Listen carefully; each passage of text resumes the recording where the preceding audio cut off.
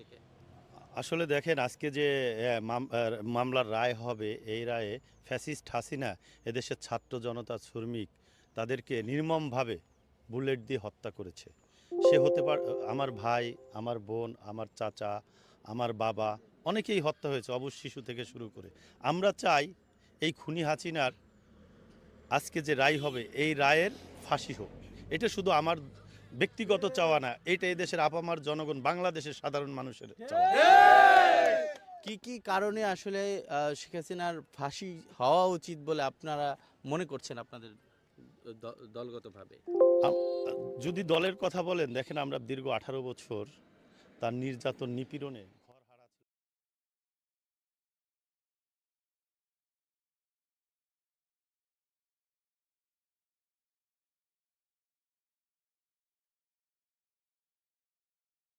Police চলে যেত, তাকে না পেলে তার ভাইকে ধরে নিয়ে যেত, তার ভাইকে না পাইলে তার বাবাকে ধরে নিয়ে যেত, যদি তার বাবাকেও না পেত তার মাকে অকথ্য ভাষায় গালিগালাজ করত।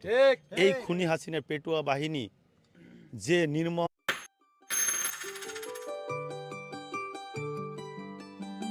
রুই মাছ যে স্বরাষ্ট্রমন্ত্রী ছিল, আইজি ছিল, যারাই ছিল তাদের মদতদাতা হিসাবে তারা কাজ করেছে।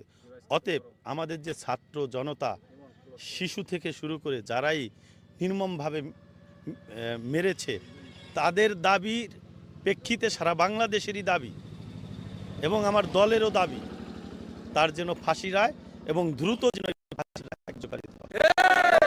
কি কি আর কি কি কারণ হতে পারে? আমরা দেখেছি যে জুলাই গণ অভ্যুত্থানেও শেখ হাসিনা কিন্তু তার ঘোষণায় এই আমরা দেখেছি যে ছাত্র জনতার উপর হামলা করা হয়।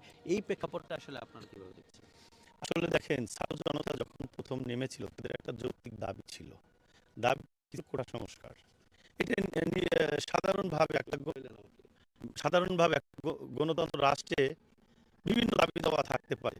সেই দাবির প্রেক্ষিতে তার মানে এই না যে তাদেরকে নির্মমভাবে হত্যা করা হয়। তার যে দলের সাধারণ সম্পাদক ছিল, সে কিন্তু ওপেন বলছে এদেশের ছাত্র জনতার উপরে ছাত্রলীগ নির্মমভাবে হত্যাযজ্ঞ চালাতে থাকো। এই হত্যাযজ্ঞতাকেই মূল উদ্দেশ্য করে এই দেশে আপামার জনগণ, সাধারণ জনগণ, আবাল বৃদ্ধ, কৃষক, শ্রমিক, তারা দেখছে যে দেশের সাধারণ শিক্ষার্থী যদি এই সরকারের কাছে নিরাপদ না হয়, আমরা কিভাবে নিরাপদ হব? ধন্যবাদ আপনাকে। আমরা একটু আরো কয়েকজনের সাথে কথা বলার চেষ্টা করব। আসলে এই আপনারা আসলে আপনারা কখন থেকে আপনারা এই সড়ক অবস্থান নিয়েছেন? আজ সকাল 6টা থেকে আমরা অদ্যাবধি মাঠে আছি খুনি হাসিনা পাশে গায়ে রাখার জন্য, শোনার জন্য। সকাল 6টা থেকে এখন আছি। ধন্যবাদ আপনাকে। আমরা এই মুহূর্তে আসলে ফরিদপুরে ছিলাম। আমরা দেখছি যে বিভিন্ন রাজনৈতিক দল সড়কে অবস্থান নিয়েছে এবং তারা এই অবস্থান কর্মসূচিকে কিন্তু তারা জানাচ্ছিলেন যে তাদের যে দাবি দেওয়া, তা বলছিলেন যে শেখ হাসিনার ফাঁসি হোক, এমনটা কিন্তু তারা দাবি করছিলেন। আমরা এই মুহূর্তে ট্রাইব্যুনালে চলে যাবো, সেখানে আছে আমাদের সহকর্মী মনিরুল ইসলাম। আমরা সরাসরি চলে যাব তার কাছে।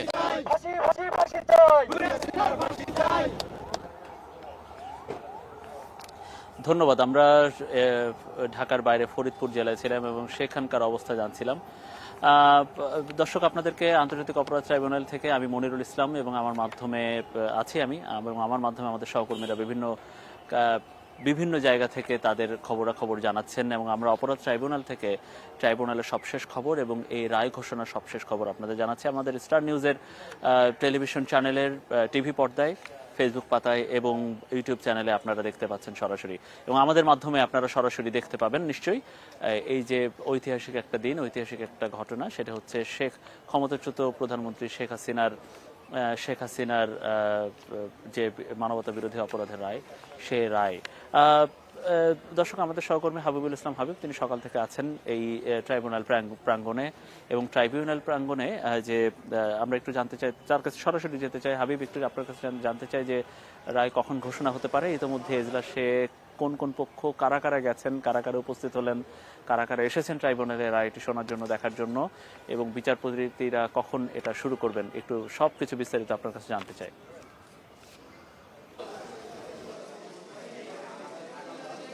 মনির, আপনাকে ধন্যবাদ। আসলে বেলা 11টায় কোর্টের বিচার কার্যক্রম শুরুর কথা ছিল, কিন্তু এখনো পর্যন্ত সেটি শুরু হয়নি। কি কারণে হয়নি সেটি হয়তোবা যেহেতু আজকে এই পুরো বিচারিক প্রক্রিয়াটা বা রায় ঘোষণার যে প্রক্রিয়াটা সেটি সরাসরি বিটিভির মাধ্যমে সম্প্রচার হবে, বাংলাদেশ টেলিভিশনের মাধ্যমে। এবং যেহেতু কোর্টের ভেতরে একেবারে কানায় কানায় পরিপূর্ণ, কোর্টের ভেতরের যে দৃশ্য, আমি কিছুক্ষণ আগে সেখান থেকে ভেতর থেকে এসেছি।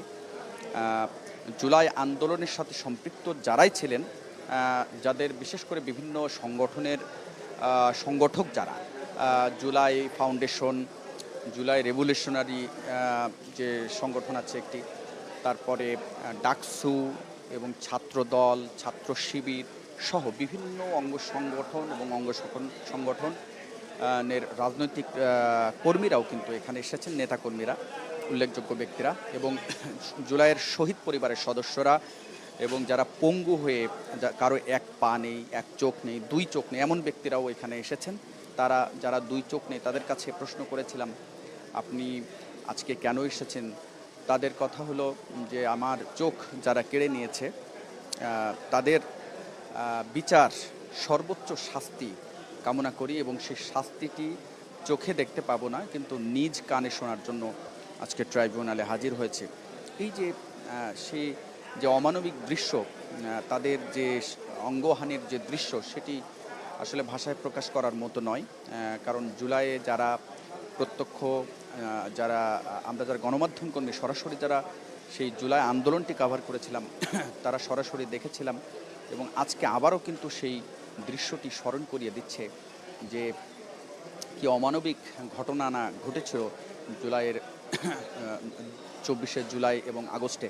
এবং আজকে এই দিনে একটু ঐতিহাসিক বলতেই হবে এই কারণে যে জুলাইয়ে যারা অন্তত 1500 মানুষ নিহত হয়েছিল জাতিসংঘের রিপোর্ট মতে, এবং সেই শহীদের পরিবাররা যারা আসতে পেরেছেন, যারা দূর দূরান্ত থেকে অনেকে এসেছেন, তাদের সবার চাওয়া একটাই যে এই আন্দোলনের মাস্টার মাইন্ড হিসেবে খ্যাত শেখ হাসিনা এবং তার মন্ত্রী, স্বরাষ্ট্রমন্ত্রী আসাদুজ্জামান খান এবং সাবেক আইজিপি চৌধুরী আবদুল্লাহ আল মামুন, তাদের সবার দৃষ্টান্তমূলক এবং তাদের ফাঁসিতে ঝুলে মৃত্যুদণ্ড চাইছেন তারা সবাই, যারা শহীদ পরিবারের সদস্যরা এসেছেন।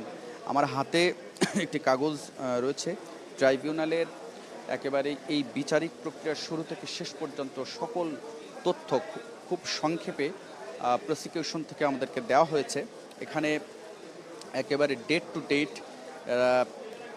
মানে কবে কোন তারিখে এই বিচারিক প্রক্রিয়া শুরু হয় সব কিছু আছে। সব কিছু বলার সময় সুযোগ নেই, কারণ কিছুক্ষণের মধ্যে বিচারিক প্রক্রিয়া শুরু হবে। এরই মধ্যে একমাত্র গ্রেপ্তার থাকা আসামি চৌধুরী আবদুল্লাহ আল মামুনকে ট্রাইব্যুনালের এজলাসে তোলা হয়েছে।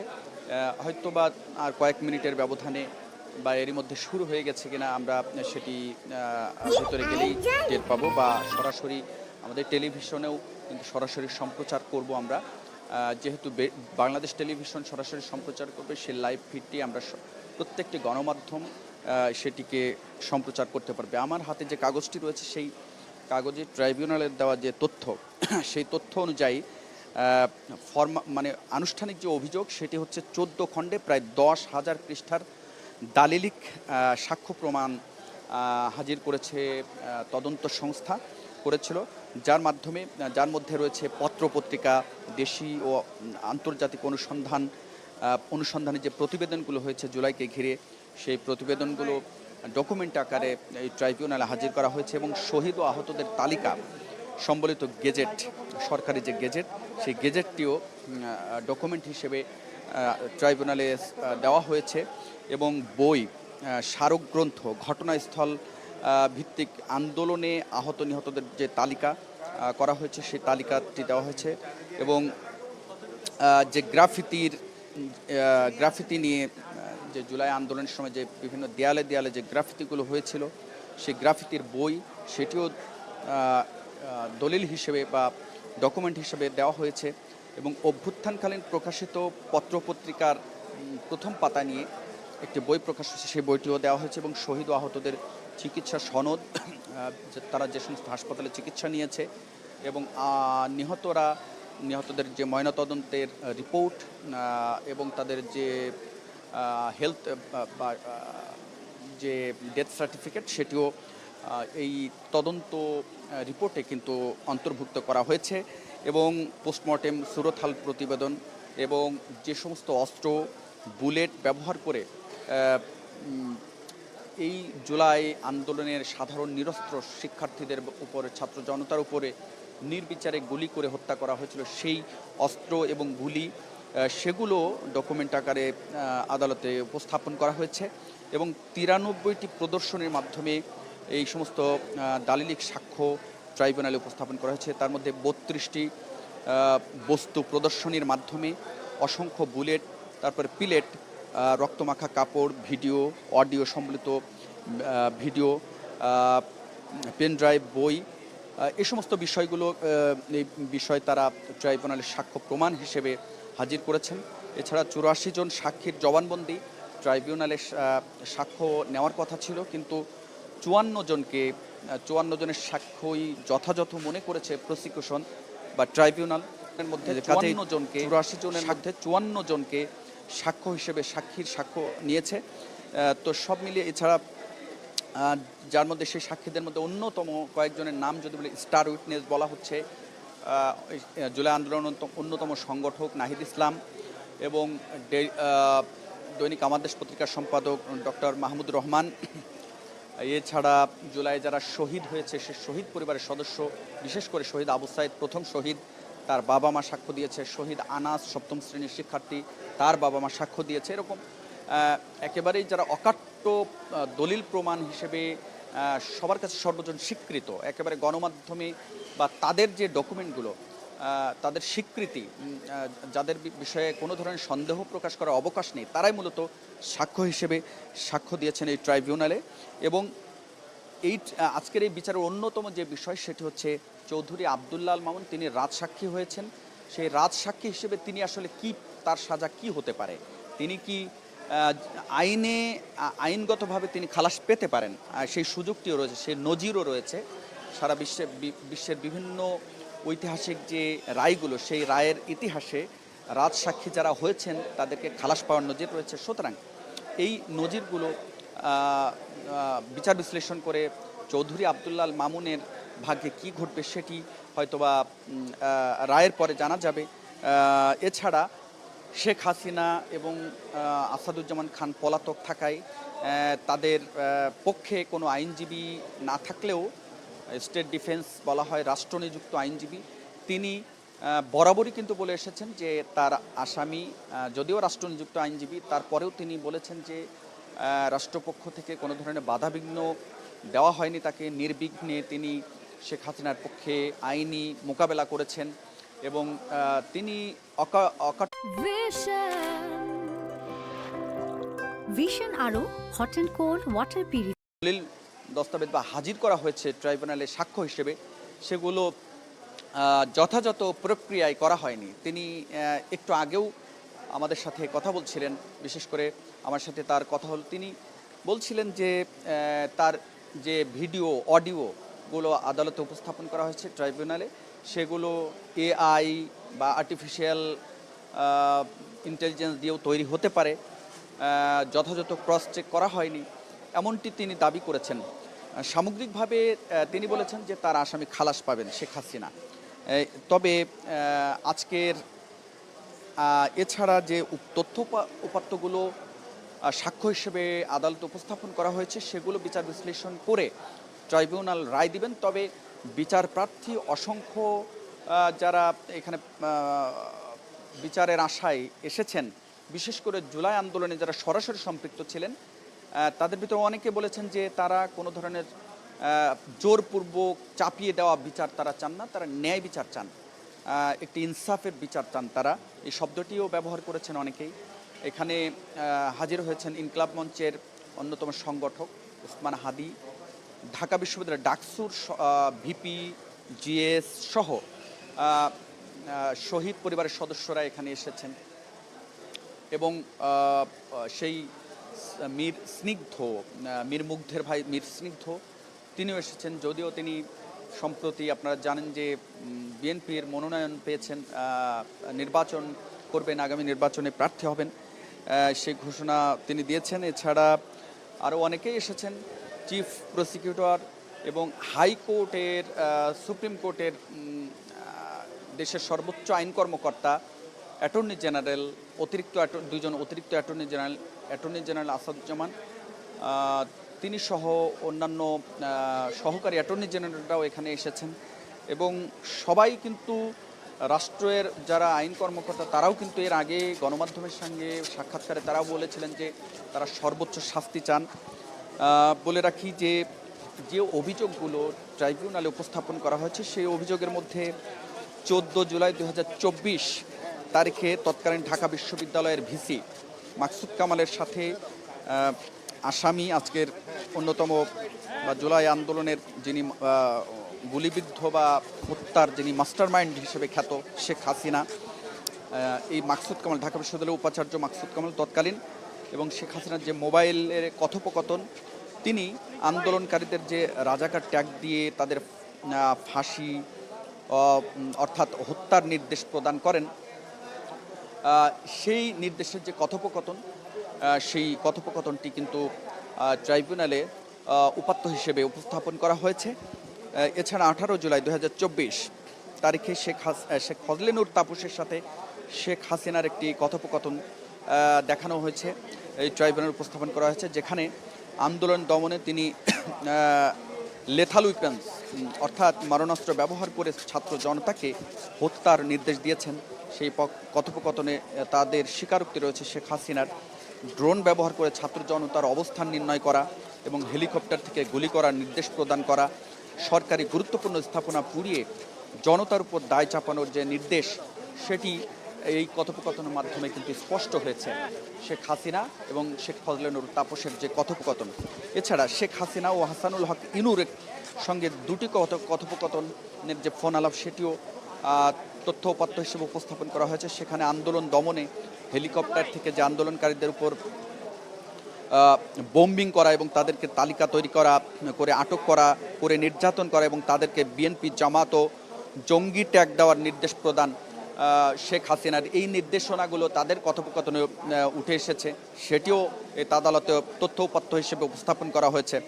এছাড়া সাক্ষ্য প্রমাণ হিসেবে ভয়েস রেকর্ড, ফরেনসিক রিপোর্ট এবং ট্রান্সক্রিপশন, মুক্তিযুদ্ধ বিষয়ক মন্ত্রণালয় থেকে প্রকাশিত জুলাই অভ্যুত্থানের শহীদদের তালিকা, আহতদের তালিকা সম্বলিত গেজেট, যে সরকারি গেজেট, সেই গেজেটটিও জুলাই আন্দোলনের যারা শহীদ আহতদের যে তালিকা, সেটিও এই তথ্য উপাত্ত হিসেবে উপস্থাপন করা হয়েছে। এখন আসলে আর খুব বেশি কথা বলার সুযোগ নেই, কারণ কিছুক্ষণের মধ্যে এই রায় পড়া শুরু হবে।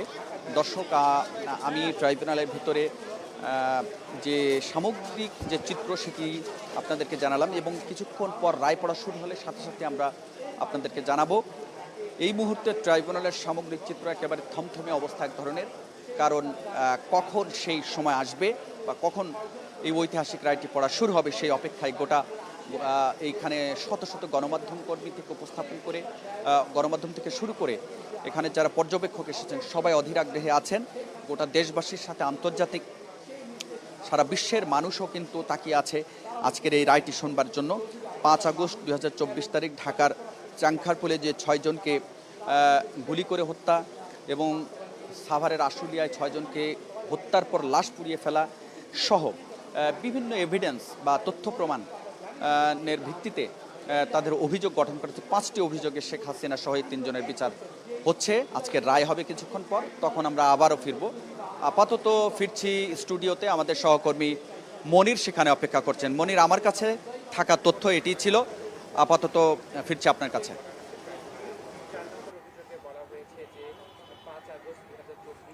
অনেক ধন্যবাদ হাবিব আপনাকে। আমরা ট্রাইব্যুনালের সামনে থেকে আজকে আমরা বিশেষ বুলেটিনের মাধ্যমে দর্শক স্টার নিউজের মাধ্যমে আপনাদেরকে দেখাচ্ছি বা আপনাদেরকে জানাচ্ছি যে আজকে এই মানবতা বিরোধী অপরাধ মামলায় শেখ হাসিনার বিরুদ্ধে বিচারের যে রায়, সেই মামলার যে রায় সেটি, এবং আমরা একই সাথে কিছুক্ষণ আগে আমাদের সহকর্মী হাবিবুল ইসলাম হাবিব তিনি জানাচ্ছিলেন এজলাসের ভেতরে কারা কারা এই মুহূর্তে অবস্থান করছেন রায় যে এখান থেকে দেয়া হবে ট্রাইব্যুনাল 1-এর যে এজলাসের মধ্যে, এবং বিচারপতিরা কখন উঠবেন এবং সেখানকার পরিস্থিতি আমরা দর্শক কিছুক্ষণের মধ্যে হয়তো সেটি শুরু হবে, রায় ঘোষণা শুরু হবে এবং সেটি ঘোষণার সাথে সাথে আপনাদেরকে সরাসরি সেই সম্প্রচারটা দেখাবো যেখানে বিচারপতিরা শেখ হাসিনা, ক্ষমতাচ্যুত সাবেক প্রধানমন্ত্রী এবং ক্ষমতাচ্যুত সাবেক স্বরাষ্ট্রমন্ত্রী আসাদুজ্জামান খান কামাল এবং সাবেক আইজি চৌধুরী আব্দুল্লাল মামুন, এই 3 আসামির বিরুদ্ধে জুলাই গণহত্যায় 2024-এর জুলাই সংগঠিত যে আন্দোলন, সেই আন্দোলনের দমাতে একটা যুদ্ধ ঘোষণা করেছিলেন বলা চলে শেখ হাসিনা, এবং সেই সময় তিনি আসলে শত শত মানুষকে হত্যা করেছিলেন। জাতিসংঘের হিসাব অনুযায়ী প্রায় 850 মানুষ তিনি হত্যা করেছিলেন। আমরা এই মুহূর্তে এই যে রায় ঘোষণার কথা বলছি, রায় সরাসরি সম্প্রচারের কথা বলছি, ঢাকার বাইরে বিভিন্ন জায়গায়, বিভিন্ন জায়ান্ট স্ক্রিনে, বিভিন্ন সরকারি পর্যায় থেকে, বেসরকারি পর্যায় থেকে এবং বিভিন্ন রাজনৈতিক দল, বিভিন্ন সংস্থার পক্ষ থেকে জায়ান্ট স্ক্রিনে বা বড় বড় স্ক্রিনে এই রায়টি ছাত্র জনতার উদ্দেশ্যে বা দেশের মানুষের উদ্দেশ্যে সরাসরি দেখানোর আয়োজন করা হয়েছে। আমরা এই মুহূর্তে টিএসসিতে, ঢাকা বিশ্ববিদ্যালয় এলাকায় টিএসসি এলাকায়, সেখানে আমাদের সহকর্মী আল কাসির সেরকম একটি আয়োজনে রয়েছে, তিনি জানাবেন সেখান থেকে। কাসির, একটু জানতে চাই যে সেখানকার লোক সমাগম কেমন এবং সেখানকার মানুষ কি বলছেন এই যে আন্তর্জাতিক অপরাধ ট্রাইব্যুনালের রায় ঘিরে।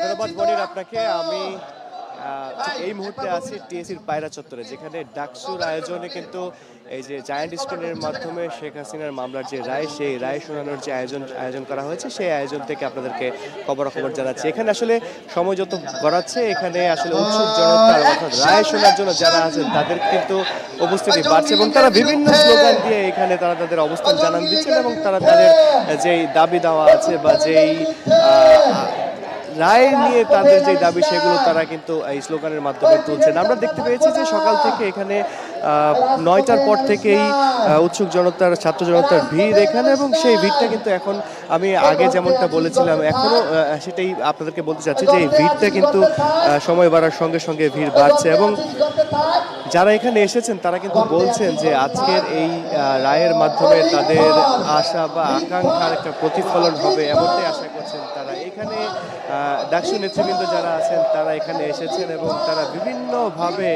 এই ছাত্র জনতা যারা আছেন রায় শোনার জন্য বা রায় সরাসরি দেখার জন্য যারা এখানে এসেছেন তাদেরকে মাতিয়ে রাখছেন, কখনো কখনো স্লোগানে, কখনো বিভিন্ন কার্যক্রমের মাধ্যমে তাদেরকে মাতিয়ে রাখা হয়েছে। আমরা দেখতে পেয়েছি ডাকসুর মুসাদ্দেক এবং ডাকসুর সমাজসেবা সম্পাদক এভি জুবায়ের থেকে শুরু করে ডাকসুর অনেকেই এখানে এসেছেন এবং তারা তাদের মতো করে আজকের যে আয়োজন, সেই আয়োজনে প্রাণ দেওয়ার চেষ্টা করছেন। তো সব মিলিয়ে মানবতা বিরোধী অপরাধে শেখ হাসিনার মামলার যে রায়ের দিন আছে, এই দিনকে ঘিরে কিন্তু এখানে উপস্থিত যারা আছেন তারা কিন্তু অধীর আগ্রহে অপেক্ষা করছেন যে আসলে রায় কি হয় তা জানার জন্য, এবং রায় হওয়ার পরে কিন্তু তারা তাদের প্রতিক্রিয়া জানাবেন বলে আমরা জেনেছি। আমি যদি একটু আপনাদেরকে বলে রাখতে চাই যে জুলাই হত্যাকাণ্ডের মামলার ট্রাইব্যুনালের প্রথম রায় আজকের এই দিনটাকে টিএসসিতে যারা আছেন অর্থাৎ পায়রা চত্বরে যারা আছেন তারা কিন্তু বিভিন্নভাবে দাবি বা তাদের সেই স্লোগান আপনাদেরকে শোনাতে চাই। আমরা একসাথে উদযাপন করব, এই দিনটিকে আমরা একসাথে উপভোগ করব। রাজি আছি তো? আজকের এই আয়োজন যারা করেছে ঢাকা বিশ্ববিদ্যালয় কেন্দ্রীয় ছাত্র সংসদকে আমরা সবাই একটা হাততালি দেই, হাততালি। এবং ঢাকা বিশ্ববিদ্যালয় কেন্দ্রীয় ছাত্র সংসদের আমাদের এখানে উপস্থিত আছেন কেন্দ্রীয় সাহিত্য এবং সাংস্কৃতিক সম্পাদক মুসাদ্দিক আলী ইবনে মোহাম্মদ এবং সমাজসেবা সম্পাদক এবি জুবায়ের। আমরা মুসাদ্দিক আলী ইবনে মোহাম্মদ এবং এবি জুবায়েরের জন্য হাততালি, একটা হাততালি সবাই। স্লোগান হবে, স্লোগান হবে, স্লোগান হবে, দিনটিকে আমরা একসাথে উপভোগ করব। স্লোগান হবে, আজকে ফাঁসি ফাঁসি ফাঁসি চাই, বিশ্ববিদ্যালয় ফাঁসি ফাঁসি ফাঁসি চাই সবাইকে হাততালি দেন হাততালি ফাঁসি চাই এবং ঢাকা বিশ্ববিদ্যালয় ফাঁসি ফাঁসি ফাঁসি চাই আমাদের এখানে উপস্থিত আছেন দড়িয়ে রাখলে দড়িয়ে সম্পাদক দড়িয়ে রাখলে দড়িয়ে সমাজসেবী সম্পাদক দড়িয়ে রাখলে দড়িয়ে আবু সাইদ মুক্ত সাইদ ওয়াসিম মুক্ত সাইদ ওয়াসিম মুক্ত সাইদ ওয়াসিম মুক্ত আমার সোনার বাংলায় আওয়ামী লীগের ঠাঁই নাই খুনি লীগের বাহ ফিনিশিংটা সুন্দর আপোষ না সংগ্রাম দালালি না রাজপথ দালালি না রাজপথ দালালি না রাজপথ দিয়েছি তো রক্ত রক্তের বন্যায় রক্তের বন্যায় এই কথাই কথাই বাংলা ছাড় কথাই কথাই বাংলা ছাড় কথাই কথাই বাংলা ছাড় বাংলা কি তোর বাপ দাদার কথাই কথাই বাংলা ছাড় ফাঁসি ফাঁসি ফাঁসি চাই ফাঁসি ফাঁসি ফাঁসি চাই দর্শক আপনারা শুনছিলেন যে টিএসসির পায়রা চত্বরে যারা স্লোগান কে উপস্থিত হবে? হয়েছেন তারা কিন্তু স্লোগানে স্লোগান কে হবে? দাবিগুলো জানাচ্ছেন, তাদের আমরা কি বিচার কথাগুলো জানাচ্ছেন। চাই আমরা কি কোন হাসিনার ফাঁসি চাই শেখ হাসিনার বিচারের বিচার, দাবিতে বিচার, কিন্তু বিচার তারা চাই। স্লোগান দিয়ে টিএসসি উত্তাল করছেন এবং বিচার, আবারও বিচার, তাদের বিচার চাই। স্লোগান শুরু হয়েছে। সেই স্লোগান আমরা কোন আপনাদেরকে হাসিনার শোনাতে বিচার চাই। চাই ফাঁসি ফাঁসি ফাঁসি চাই ফাঁসি ফাঁসি ফাঁসি চাই কোন হাসিনার ফাঁসি চাই সুশীলতার দিন শেষ বিচার চাই বাংলাদেশ সুশীলতার দিন শেষ সুশীলতার দিন শেষ বিচার চাই বাংলাদেশ রশি লাগলে রশি নে রশি লাগলে রশি নে রশি লাগলে রশি নে রশি লাগলে রশি নে হাসিনা রে রশি নে রশি লাগলে রশি নে হাসিনা রে রশি নে আমার পায়ে রক্ত আমার পায়ে রক্ত আবু সাইদের রক্ত ওয়াসিমের রক্ত মুক্তের রক্ত তাহমিদের রক্ত ইয়াকুবের রক্ত ওয়াসিমের রক্ত শান্তের রক্ত আলী রায়হানের রক্ত আমার ভাইয়ের রক্ত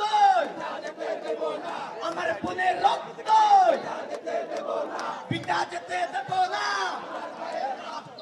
আর নয় প্রতিরোধ আর নয় প্রতিরোধ আর নয় প্রতিরোধ আর নয় প্রতিরোধ এবার হবে প্রতিশোধ পাশি পাশি পাশি তাই কোন হাসিনার পাশি তাই পাশি পাশি পাশি তাই বিচারে বিচারে বিচার চাই কোন হাসিনার বিচার চাই কোন হাসিনার বিচার চাই দর্শক আপনারা শুনছিলেন যে আজকের শেখ হাসিনার বিচারের দাবিতে টিএসসির পায়রা চত্বর থেকে কিন্তু স্লোগানে বিভিন্ন বার্তা দেওয়া হচ্ছে এবং তারা রায় শোনার জন্য অধীর আগ্রহে অপেক্ষা করছেন এবং বেলা যত গড়াচ্ছে তত কিন্তু উপস্থিতির সংখ্যা বাড়ছে। আমি একটু আপনাদেরকে আজকের এই ট্রাইব্যুনালের প্রথম রায় আজ সে বিষয়ে কিছু তথ্য জানিয়ে রাখতে চাই যে জুলাই গণ অভ্যুত্থানের সময়ে ঘটিত মানবতা বিরোধী অপরাধে শেখ হাসিনার বিরুদ্ধে করা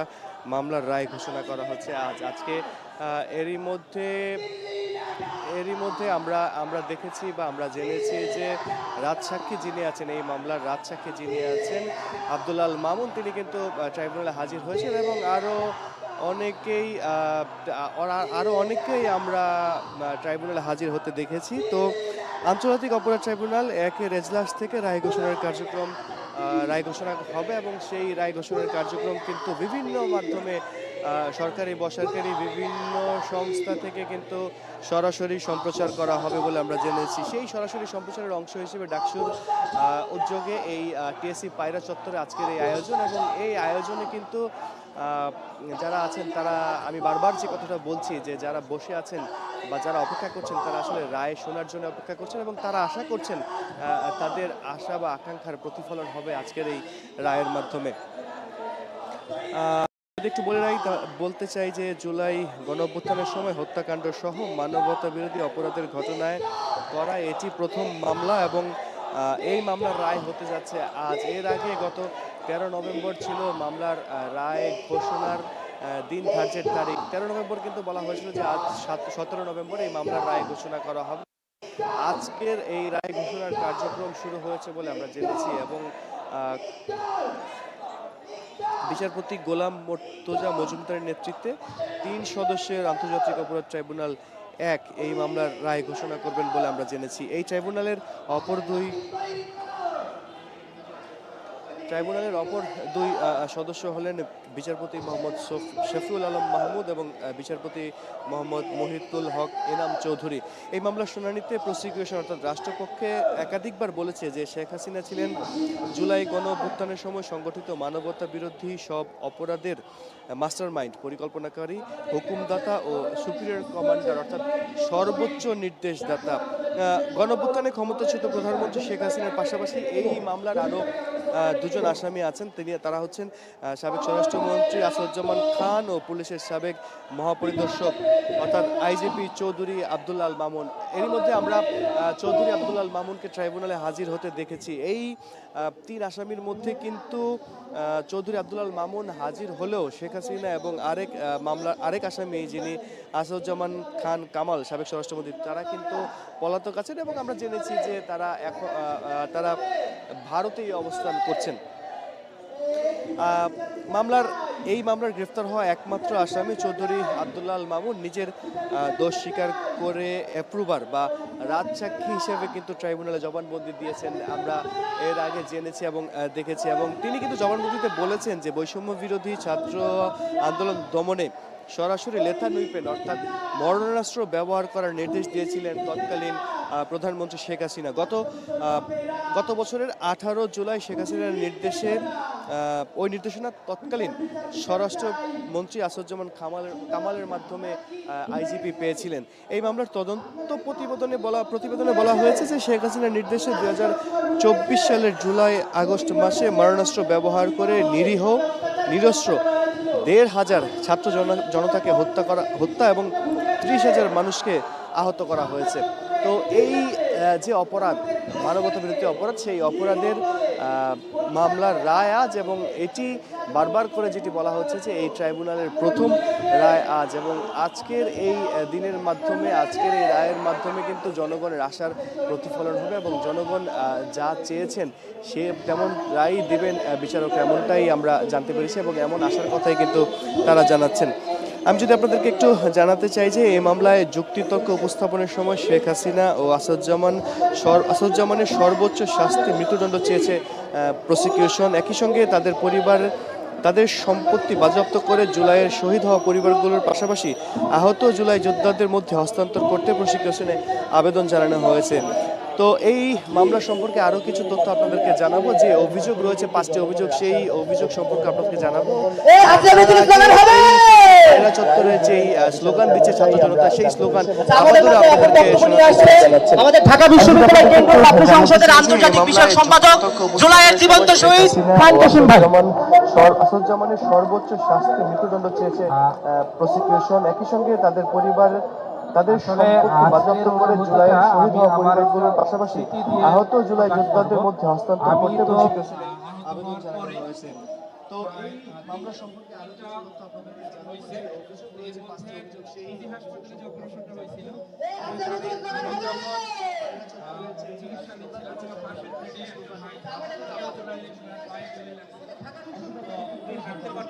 এখনো হাঁটতে পারে না ঠিকঠাক।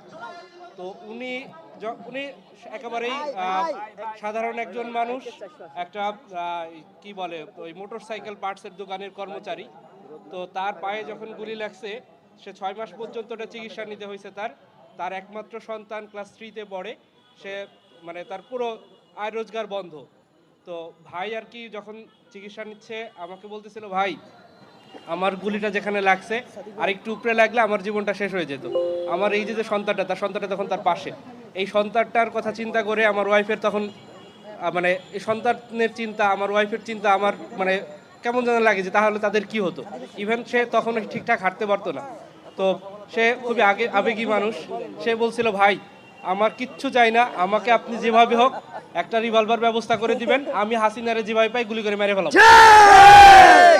এটা তার আবেগের বহিঃপ্রকাশ। কিন্তু আমরা যারা জুলাইয়ের রাজপথে নামছি, আমাদের কাছে একটাই কথা, আমরা এইভাবে কোনো আইন হাতে তুলে নেব না। এটা যেমন সত্য, ঠিক একইভাবে তারা যে অপরাধ করছে সে অপরাধের শাস্তি একবার মৃত্যুদণ্ড দিয়েও হবে না। গত 17 বছরে তারা যে গুম, খুন, নির্যাতন, আমাদের জুলাইয়ে যে গণহত্যা, এইটাকে যদি আপনি একটা ফাঁসির রায় দেন, একবার ফাঁসি দেন, তাতেও তাদের শাস্তি প্রাপ্য হবে না। সেই জায়গা থেকে আমরা বলবো যে আমরা সর্বোচ্চ শাস্তি ফাঁসি চাই এবং ফাঁসি চাই। ধন্যবাদ।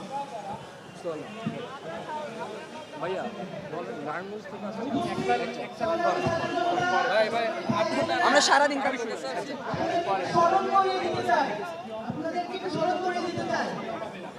খুনি হাসিনার স্বৈরাচার পিতা খুনি মুজিব 72 বাকশাল কায়েমের মাধ্যমে দেশে যে গণহত্যা চালিয়েছিল, 74-এ কৃত্রিম দুর্ভিক্ষ ঘটিয়েছিল, এমনটা নয় যে দেশে চাল ডাল ছিল না। খুনি মুজিবের বাহিনী সারা দেশে চাল ডাল লুট করে, তেল লবণ লুট করে দেশে দুর্ভিক্ষ ঘটিয়েছিল এবং দেশের লক্ষ লক্ষ মানুষ তারা হত্যা করেছিল। এবং সেই খুনি হাসিনার খুনি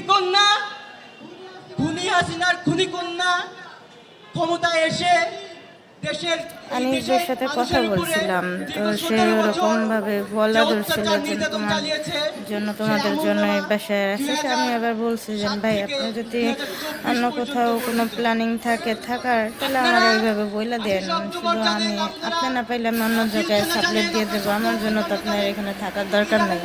এভাবে বলছি। পরে বলল যে তার এক বোন আছে, সেও বাসা খোঁজে, সে যদি না থাকে তারে নিয়ে দিবে, সে মাঝে মাঝে শুটিং হইলে আসবে, আর বেশিরভাগই ইয়াতে থাকবে, মুন্সিগঞ্জেই থাকবে, এরকম কথা বললো।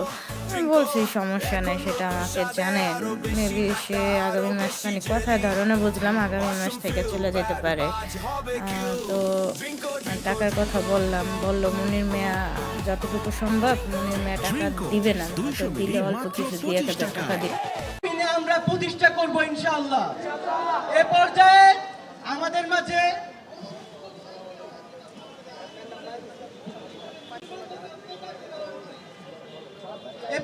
আপনাদের মাঝে সংক্ষেপে কথা নিয়ে আসবেন মহসিন হল সংসদের সম্মানিত ভিপি সাদিক শিকদার ভাই। সাদিক ভাইকে বক্তব্য দেওয়ার অনুরোধ করছি।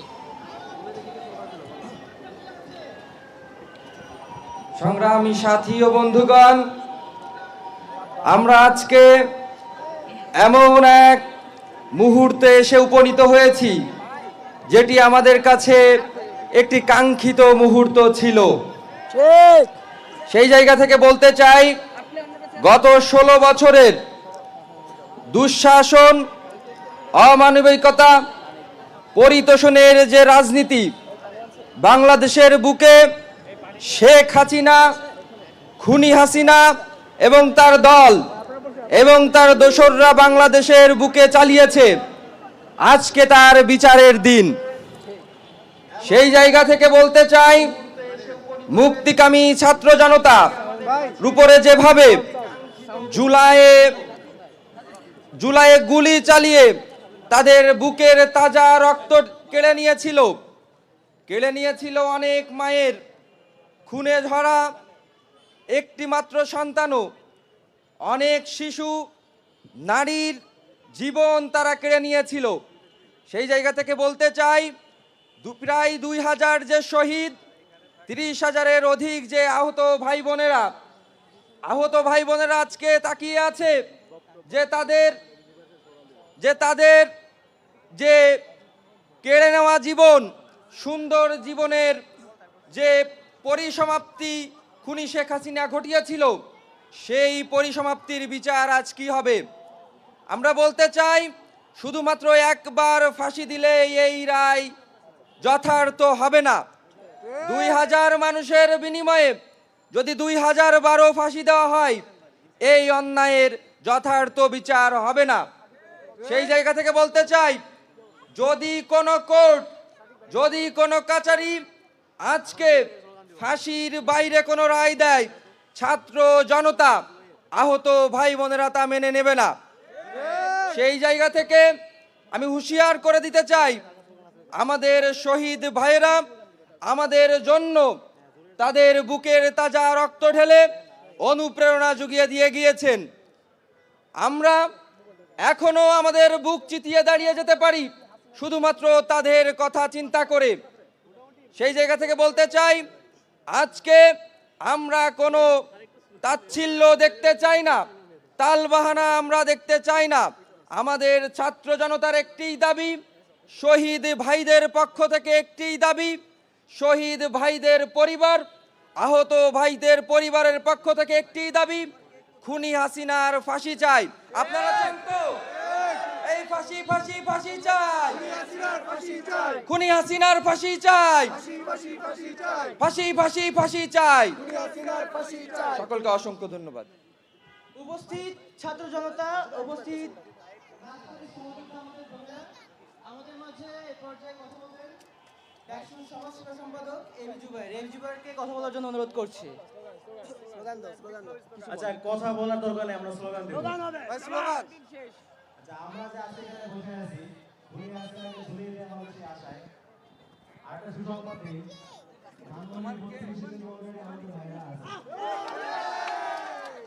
অনেকে বলতেছে যে বারবার বুলডোজার ভাড়া করে টাকা পয়সা নষ্ট করার চাইতে।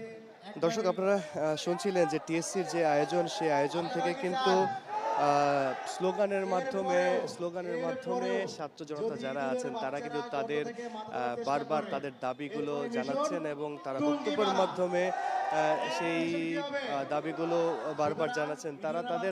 তারা তাদের দাবিগুলো জানাচ্ছেন এবং আমরাও আপনাদেরকে সেই দাবির কথাগুলো জানানোর চেষ্টা করছিলাম যে এই সব কিছু মিলে আজকের যেই রায় ঘোষণার যেই তারিখ, সেই রায় ঘোষণার যেই দিন, সেই দিন থেকে ঘিরে কিন্তু ছাত্র জনতার একটা অধীর আগ্রহ, সেই আগ্রহে তারা অপেক্ষা করছেন যে রায় আসলে কি হয় সেটি জানার জন্য। এবং তারা বলছেন যে এই রায় যদি তাদের বিপক্ষে যায় তাহলে তারা তাৎক্ষণিক প্রতিক্রিয়া জানাবে এবং রায় কি হয় সেটি তা জেনেই তারা প্রতিক্রিয়া জানাবেন। তো এই ছিল টিএসসির পায়রা চত্বর থেকে আমার কাছে সবশেষ। আমরা সরাসরি যাচ্ছি স্টুডিওতে, সেখানে আছেন আমার সহকর্মী মনিরুল ইসলাম।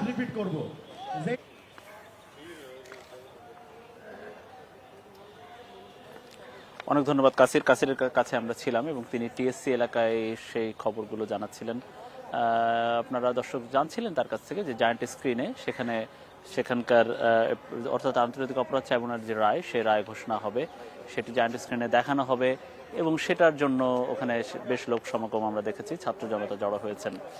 আমরা দর্শক খবর পেয়েছি যে আজকে এই যে শেখ হাসিনা রায় যখন ঘোষণা হওয়ার কথা, ঠিক তখন ধানমন্ডি 32-এ এক ধরনের একটা ঘটনা ঘটতে যাচ্ছে এবং সেখানে আপনারা জানেন যে শেখ হাসিনা যখন অনলাইনে তার আওয়ামী লীগের নেতাকর্মীদের, দেশে বিদেশে বসে থাকা আওয়ামী লীগের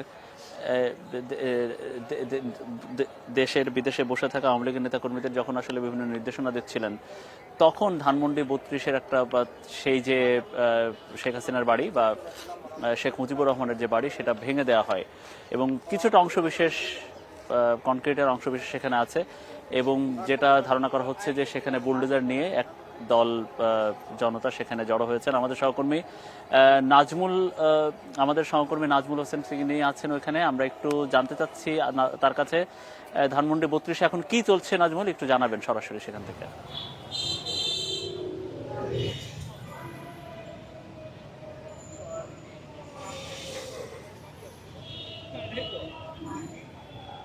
মনিরুল, আমি রয়েছি ধানমন্ডি 32-এ এবং জানিয়ে রাখি আজকে তৃতীয়বারের মতো এই ধানমন্ডি 32-এ বুলডোজার নিয়ে এসেছে সাধারণ ছাত্র জনতা।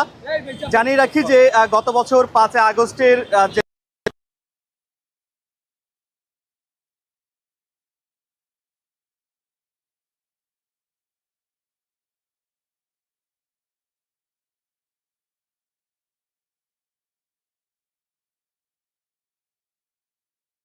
ভাঙচুর করে এবং পর্যায়ে এটি ঘুরিয়ে দেয় এবং আজ আবার দেখছি আওয়ামী লীগের ফ্যাসিস্ট শেখ হাসিনার যে ফাঁসির সেই রায়কে কেন্দ্র করে আমরা দেখছি যে এরই মধ্যে ঢাকা কলেজ থেকে ছাত্র জনতা তারা দুটি বুলডোজার নিয়ে এরই মধ্যে এসেছেন ধানমন্ডি 32-এ। আমরা একটু দেখানোর চেষ্টা করি, দুটি বুলডোজার নিয়ে এরই মধ্যে ধানমন্ডি 32-এ উপস্থিত হয়েছেন ছাত্র জনতা। পাশাপাশি আমরা জানিয়ে রাখি বিভিন্ন স্লোগানে উত্তাল করে রেখেছে এরই মধ্যে এবং শাটডাউন এই কর্মসূচি চালিয়ে যাচ্ছেন শিক্ষার্থীরা।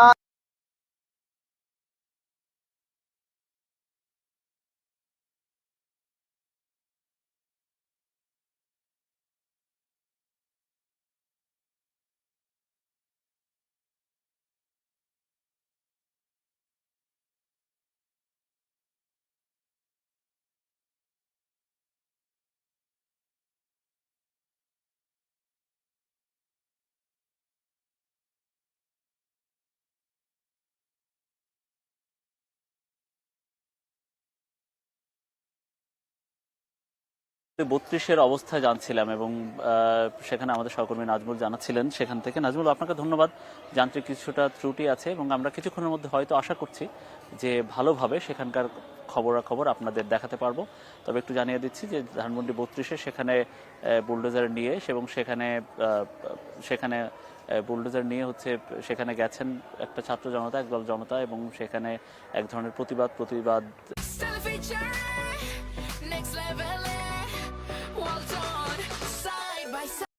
শেখ হাসিনার বিরুদ্ধে, বিশেষ করে জুলাই আন্দোলনে আওয়ামী লীগের এবং তৎকালীন ক্ষমতাচ্যুত সরকারের যে অবস্থান ছিল সেই অবস্থানের প্রতিবাদে আসলে সেখানে স্লোগান তোলা হচ্ছে। একই ধরনের স্লোগান আমরা দেখেছি বিভিন্ন ধরনের দল, বিভিন্ন সংস্থা বা বিভিন্ন পক্ষ, বিভিন্ন প্ল্যাটফর্ম, তারা আন্তর্জাতিক অপরাধ ট্রাইব্যুনাল চত্বরের বাইরে সুপ্রিম কোর্ট বা আদালতের হাইকোর্ট মাজার গেট সংলগ্ন গেটে তারা অনেকে সভা সমাবেশ করছে ছোটোখাটো, এবং সেখানে আওয়ামী লীগের এবং শেখ হাসিনার বিচারের সর্বোচ্চ শাস্তির দাবিতে তারা এটা করছে এবং সেই সর্বোচ্চ শাস্তির আশাও তারা প্রকাশ করেছে। দর্শক, আপনারা স্টার নিউজের মাধ্যমে দেখছেন আন্তর্জাতিক অপরাধ ট্রাইব্যুনাল এই আমাদের বাইরের স্টুডিও থেকে সরাসরি, এবং আমাদের এই বিশেষ বুলেটিনের মাধ্যমে আপনারা দেখছেন এই মানবতা বিরোধী অপরাধ মামলার রায়ের সবশেষ এবং রায় ঘোষণার প্রস্তুতি, এবং এই রায়কে কেন্দ্র করে নিষিদ্ধ ঘোষিত বা কার্যক্রমের নিষিদ্ধ ঘোষিত আওয়ামী লীগের যে লকডাউন, শাটডাউন, যেসব কর্মসূচি আছে সেসব কর্মসূচির সবশেষ আমরা ঢাকা এবং ঢাকার বাইরে থেকে বিভিন্ন জায়গা থেকে আমরা জানানোর চেষ্টা করছি। এবং এই যে মানবতা বিরোধী অপরাধ মামলার যে আসামি শেখ হাসিনা, ক্ষমতাচ্যুত প্রধানমন্ত্রী রয়েছেন সাবেক স্বরাষ্ট্রমন্ত্রী আসাদুজ্জামান খান কামাল এবং সাবেক আইজিপি চৌধুরী আব্দুল্লাহ মামুন, এই 3 আসামির বিরুদ্ধে এই মুহূর্তে ট্রাইব্যুনালে রায় পড়া শুরু করেছেন বিচারপতিরা। আমরা বিশেষ ট্রাইব্যুনাল, আন্তর্জাতিক অপরাধ ট্রাইব্যুনাল 1, সেই রায়টি সরাসরি আপনাদেরকে দেখাচ্ছি স্টার নিউজের মাধ্যমে।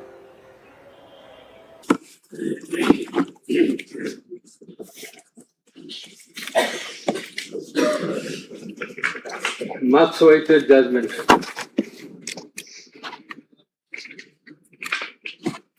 Before accepting reading out the judgment,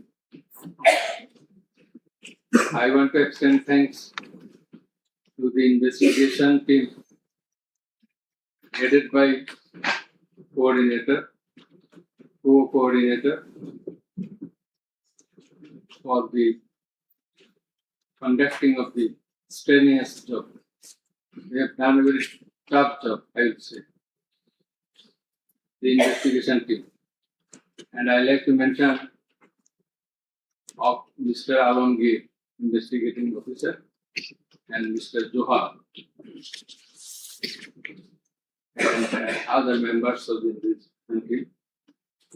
Many thanks to them. Thanks to my bench officers, assistant bench officers, and those who operated our devices and machineries, including Mr. Meher. He has done a lot in the preparation of the judgment.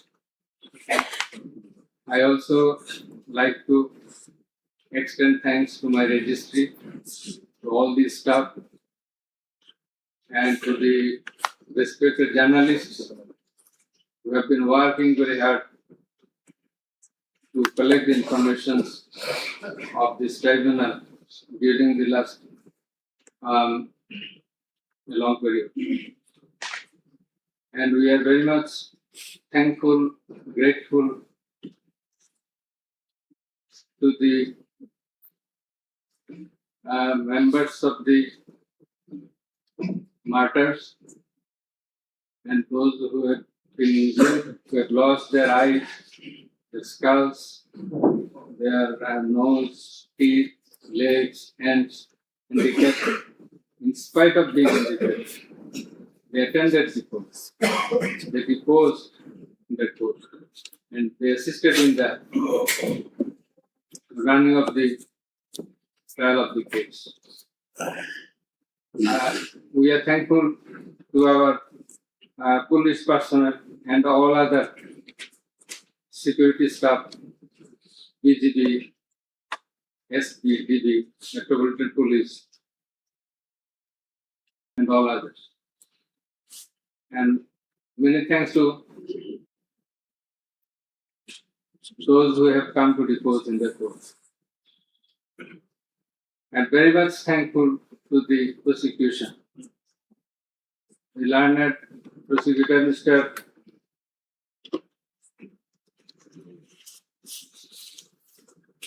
Mizanul Islam, Mr. Ghazi Manohar Hussain. They played a substantial part in the trial. And I will mention the other names of the prosecutors who have also contributed to some extent from time to time during the proceeding of this case. And they are Mr. Sultan Mahmood, Mr. Shahidul Islam Sardar, Mr. Farooq Ahmed, Mr. Abdullah Al-Numan, Mr. Abdul Sattar, Mr. Mamun Rashid, MD, Hassanul Banna, Mayul Karim, Mr. Saikul Mahdi, Mr. Tariq Abdullah, Mr. Saimum Reza, Mr. Tasmirul Islam, Mr. Tanvir Hussain Joha. Our thanks to all our staff, whose names I could not mention by this time. Our heartfelt thanks to the learned Attorney General, who have attended the trial at the inception and at the conclusion. Over and above, our thanks from the core of our heart to Mr. Tajul Islam, the learned Chief Prosecutor, for playing the part of excellence. We are thankful to all others. Thank you all. Now let us say something about defense care too. I am sorry. I am very much sorry. Our sincere thanks to the learned defense lawyers, particularly the learned state defense lawyer, Mr. Amir Hussain. Many people will say many things, but he has done a lot. And he, in our view, in our estimation, to the best of his possibility, he played the exact role he was supposed to, and that we expected. Thanks to him again. And if anyone is left, sorry, that we do not by this time recollect. Our thanks to the Land Attorney General again for his kind presence. We are sorry for being late because many things are connected in the preparation of the judgment. This is a very big matter. For the last couple of days, we could sleep very little and we have to work continuously for 10 to 12 hours every day. So, anyway, this is our job, but all of you are waiting. You have participated in many ways. Thanks to you all. Now let us discuss something about the judgment. I want to give an idea of the judgment. The judgment comprises 453 pages.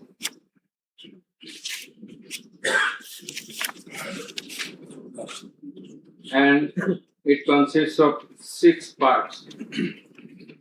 The first part includes the index, description of the prosecutors, learned prosecutors and the learned defense counsels, introduction of the accused, origin and object of the tribunal, jurisdiction of the tribunal. 6 parts. The first part includes the index, description of the prosecutors, learned prosecutors and the learned defense counsels. We are holding trial of the crime against humanity. So, elements of crime against humanity, these are enunciated by the Rome Statute and being followed and exercised by the International Criminal Court and other international tribunals.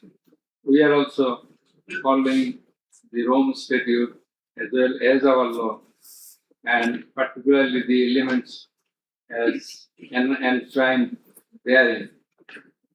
And the elements of superior command responsibility. In such cases, superior command responsibility is bulkily involved, and that's why we have to have regard to this aspect as well. And we have stated the standard of the tribunal. That is, we compare the standard of this tribunal with the standard of the other international tribunals as well as the International Criminal Court.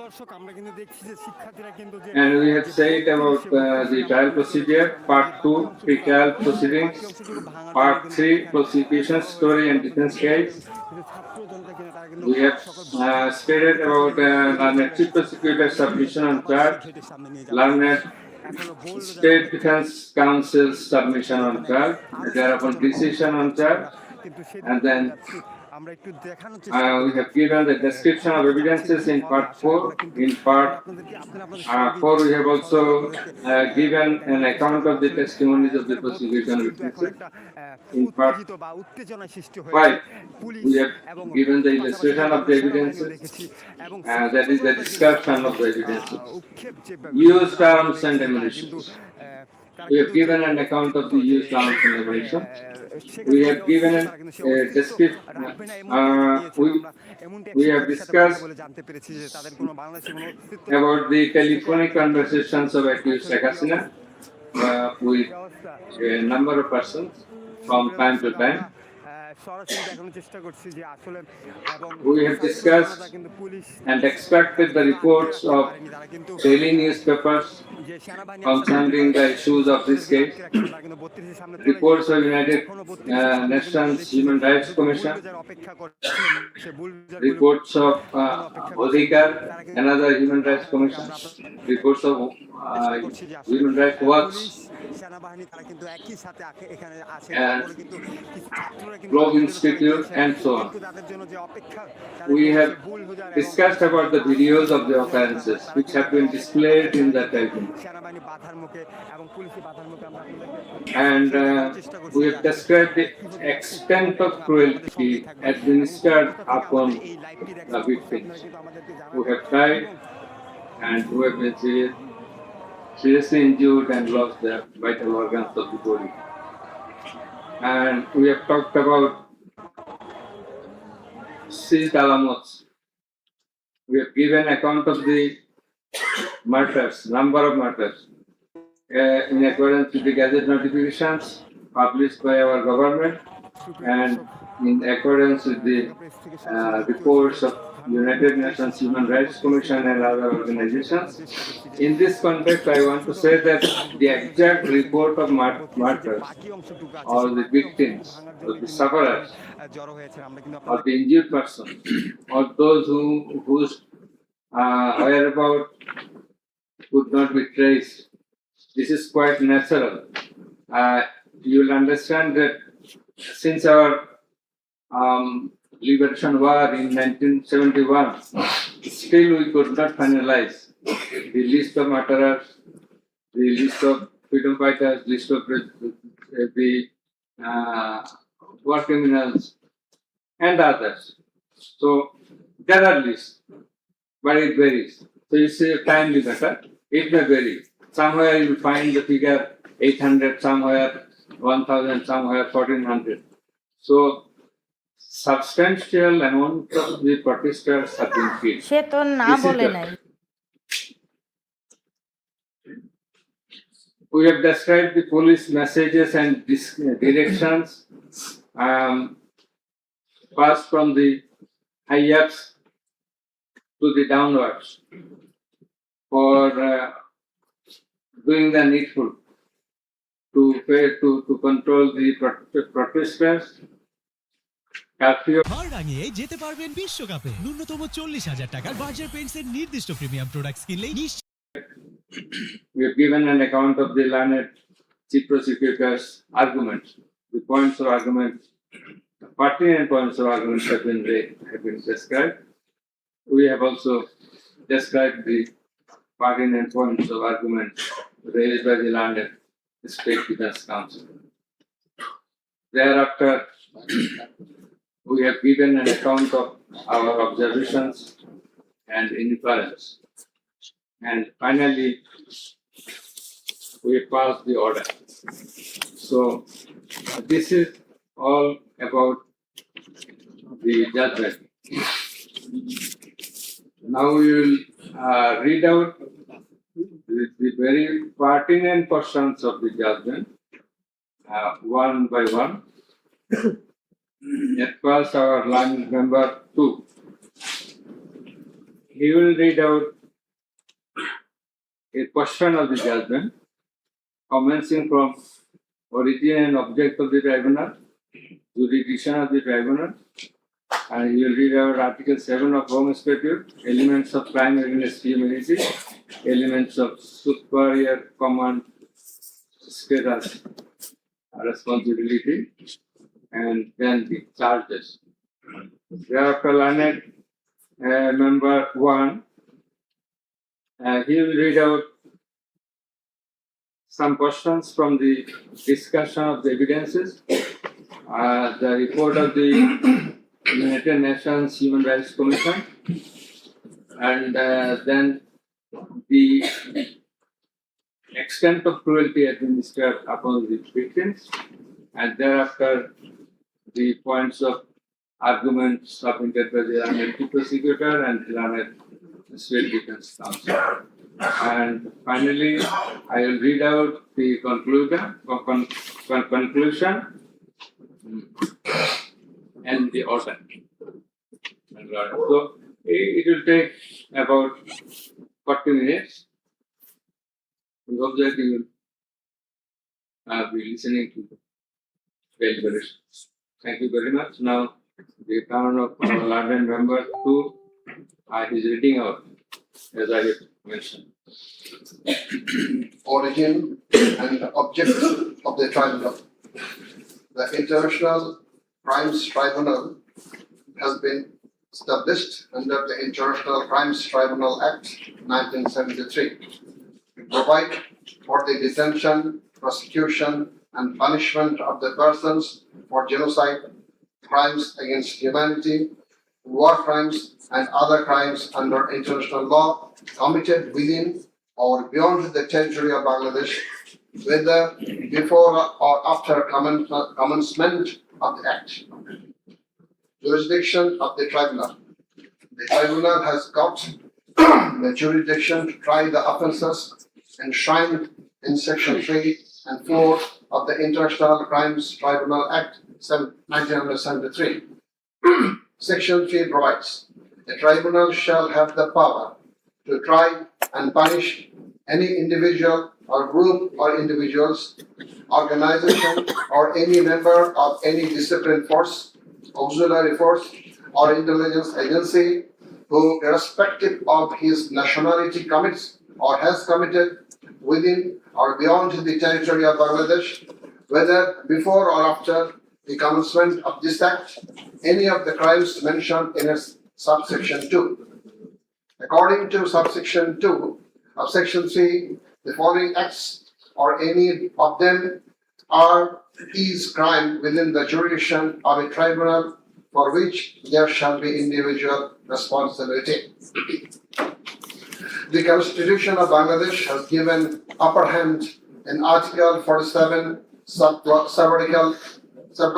3 thereof to the application of the provisions of International Crimes Tribunals Act 1973 in the following manner.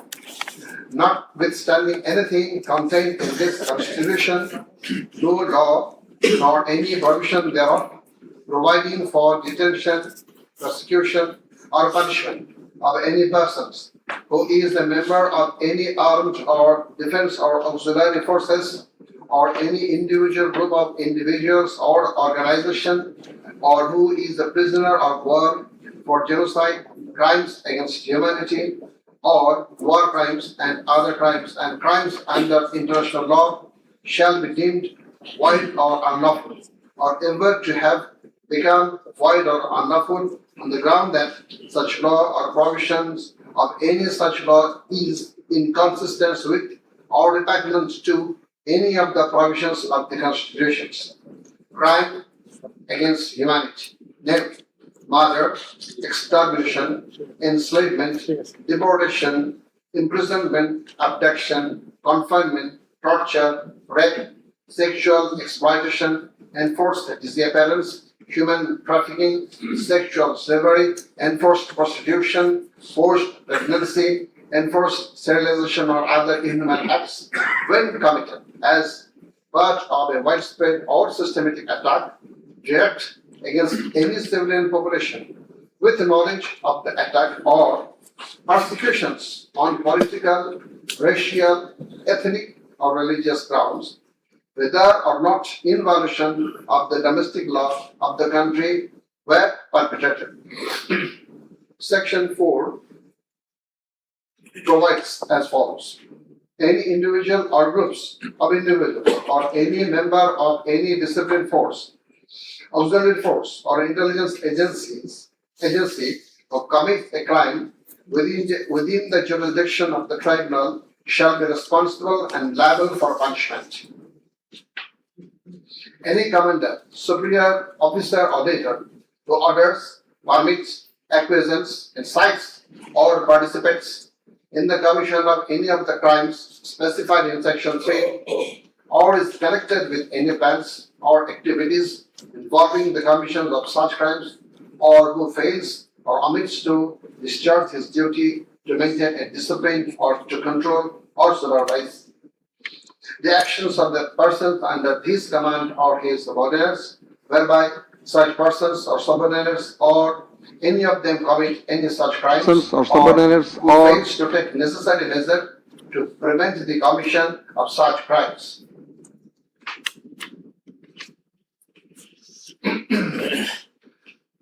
Now, crimes against humanity according to Rome Statute. For the purpose of this statute, crime against humanity means any of the following acts when committed as part of a widespread or systematic attack directed against any civilian population with the knowledge of the attack, A. Murder, and weighing the relevant ones, murder, torture, other inhuman acts of a similar character internationally causing intentionally causing great suffering or serious injury to body or to mental or physical health. The core offense in the instant case is the crime against humanity. Thus, we have to see what elements are required to constitute this crime. In view of Section 3 and 4 of the Act, there must be an attack. B. The attack must be widespread or systematic. C. The attack must be targeted a civilian population. D. The attack must be within the knowledge of the superior, or the superior should have known of the attack in order to hold him or her liable for the crime. The superior must have been in the control over the concerned subordinates. Elements of superior command responsibility. From the jurisprudence and eminent from the international crimes tribunals, it is generally agreed that 4 elements must be proven for a person to be held responsible as superior. The elements are: 1. An international crimes must have been perpetrated.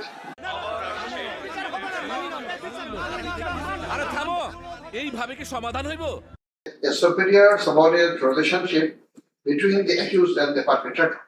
3.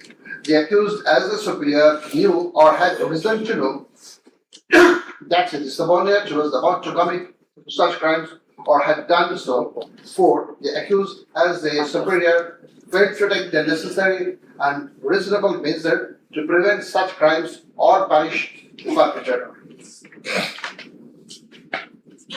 Section 4, Subsection 2 of the International Crimes Tribunal Act provides that any commander of superior, officer who orders, permits, acquiesces, or participates in the commission of any of the crimes specified in Section 3, or is connected with any plans and activities involving the commission of such crimes, or who fails or omits to discharge his duty to maintain discipline or to control or supervise the actions of the persons under his command or his subordinates, whereby such persons or subordinates or any of them commit any such crime, who fails to take necessary measures to prevent the commission of such crime is guilty of such crimes.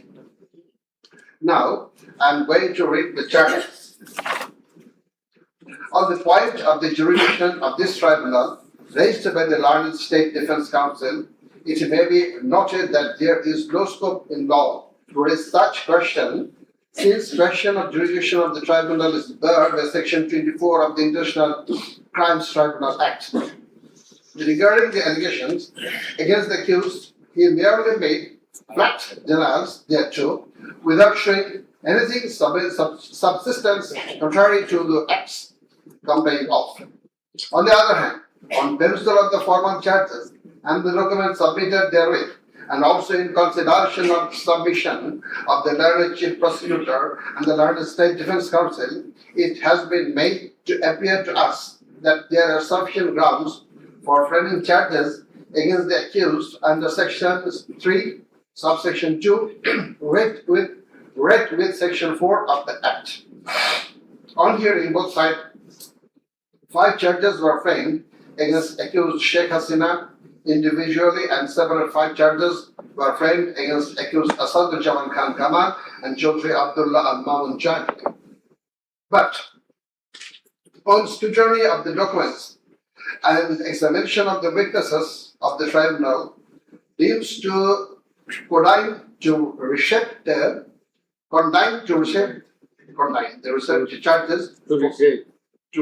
charges for ends of justice, and accordingly the same charges framed earlier have been modified in the following manner.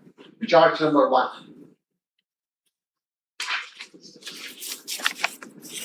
Incitement and order to attack and kill protesting students of Dhaka University and other academic institutions of the country, and also failure to take preventive and punitive measures, and thus killing hundreds and severely injuring thousands of protesters.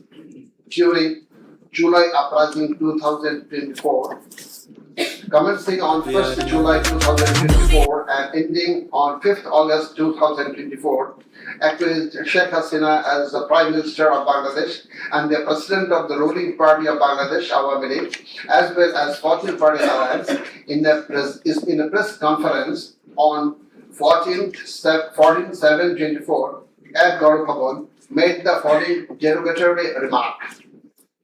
মুক্তিযোদ্ধার নাতিপুতিরা চাকরি পাবে না তো কি রাজাকারের নাতিপুতিরা চাকরি পাবে? If the grandchildren of freedom fighters should not get jobs, should the grandchildren of rajakars get it? Pointing towards the protesters of anti-discrimination student movement while demanding a rational reform of quota system in government job, whereby the left defamed and aggrieved, since rioters are considering as collaborators of occupied Pakistan Army during Liberation War of 71. And thereafter, the term has been being used to stigmatize an individual or group of individuals as enemy of the state of the people. Moreover, in a telephonic conversation with ASM Masood Kamal, the then Vice Chancellor of Dhaka University, Sheikh Hasina, mentioned that she ordered to hang the protesters as the rioters have been hanged before.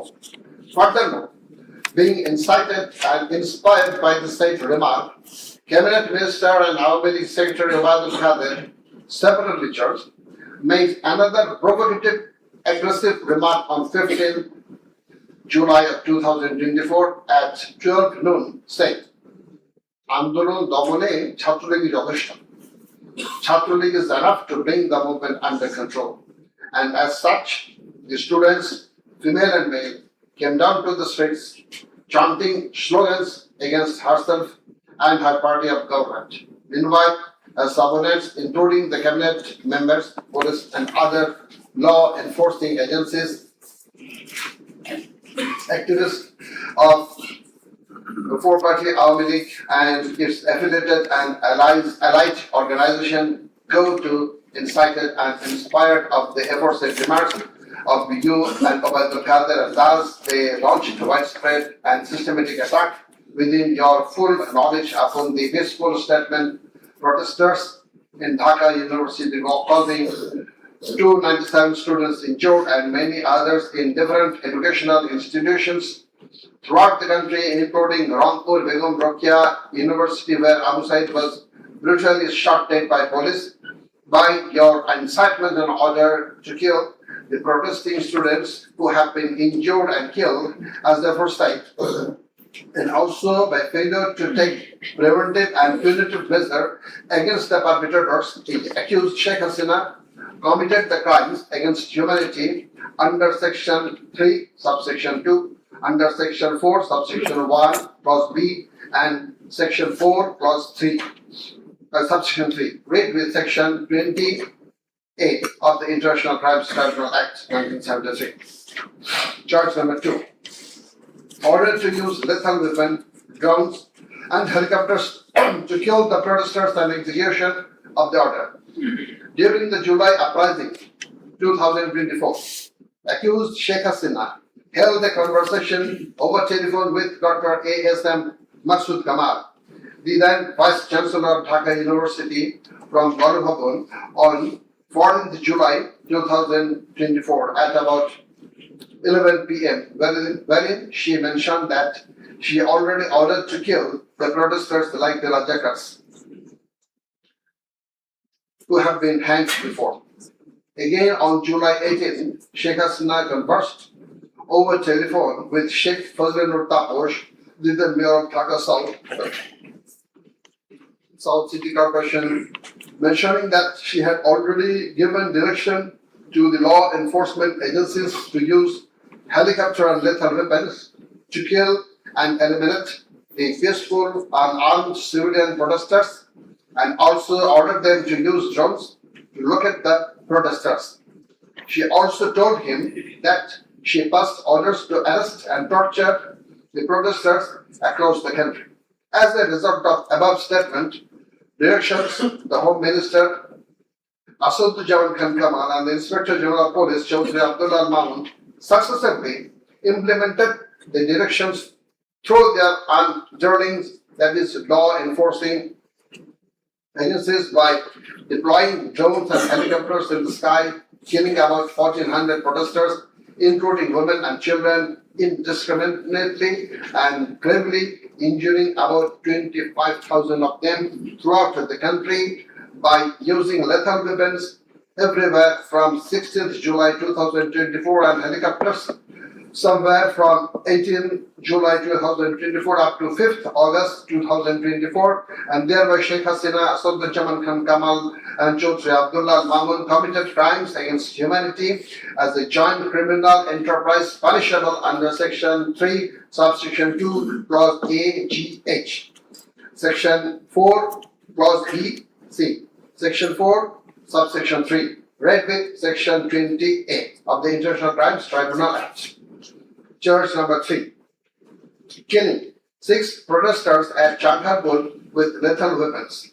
The protesters convened a program titled March to Dhaka to be held on 5th August and made a call to the people of all walks throughout the country to march to Dhaka on the scheduled day.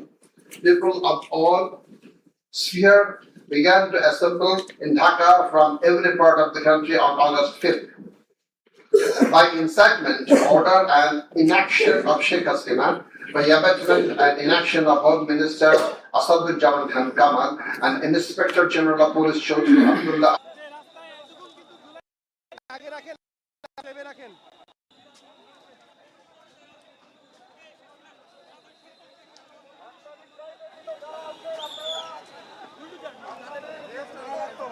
বলতেছি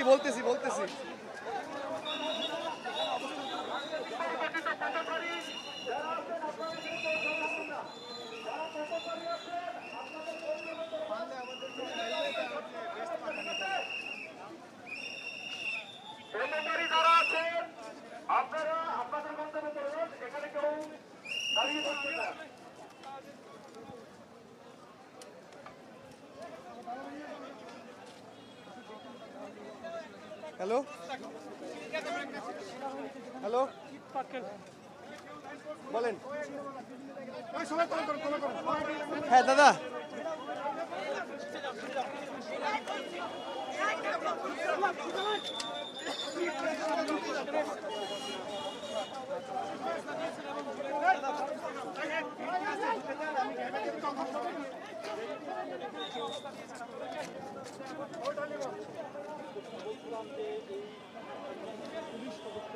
মাথায় আঘাত লাগে আহত হন, তার যে মাথা আসলে রক্তক্ষরণের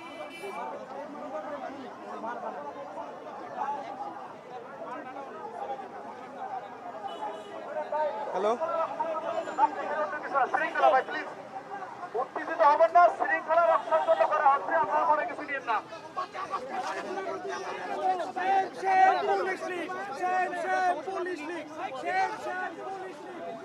কে ব্রিফ করবে?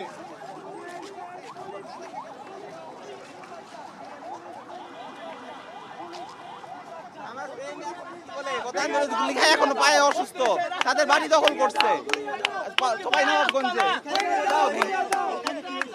চাঁপাইনবাবগঞ্জে আমার এক বন্ধুর ঠিকানা বাড়ি। আওয়ামী লীগ খালি ভোট না দেওয়ার কারণে ভাঙচুর করছে, শুধুমাত্র ভোট নৌকায় ভোট দেয়নি দেখা। তো তাদের বাড়ি কেন আমরা রাখবো? আর পুলিশ ভাইদের কাছে আমার প্রশ্ন, তারা কি দেশের মানুষ না যে তারা এইসব করছে? ছাত্রদের হাতে কিচ্ছু ছিল না, তারা আমরা বারবার বলেছি, আমরা বারবার বলেছি বাহিনী যদি এভাবে হামলা চালাইতে বাধ্য হয় তাহলে আমরা পুলিশ এবং হাতে আর্মিকে মনে করবো তারা হাসিনার দোসর, এবং সেই হাসিনার সাথে আমরা ট্রিট করেছি, আমরা তাদের সাথে পুলিশ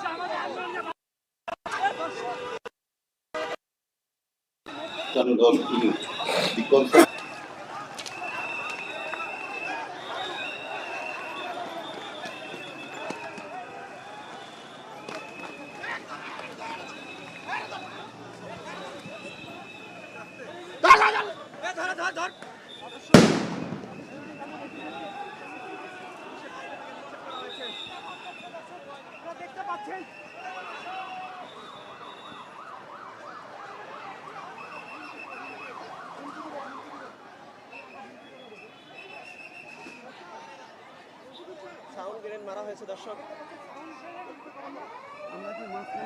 মাঝখানে পড়ে গেছেন। হ্যাঁ, কথা বলার মতো অবস্থা নাই ভাই, ধাওয়া পাল্টা দেওয়া হচ্ছে, ওইটাই চালান। সাউন্ড গ্রেনেড মারছে, আমি ফাঁকে ফাঁকে বলবো। আর আর আমার জন্য একটা মেমোরি কার্ড আর একটা বুলেট প্রুফ জ্যাকেট যদি পাঠানো যায় ভাই। সবগুলোকে ফাঁসি দিছি, এবার তোদেরও ছাড়বো না। সে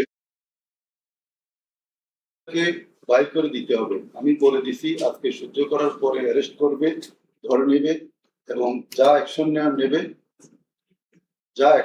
নেবে।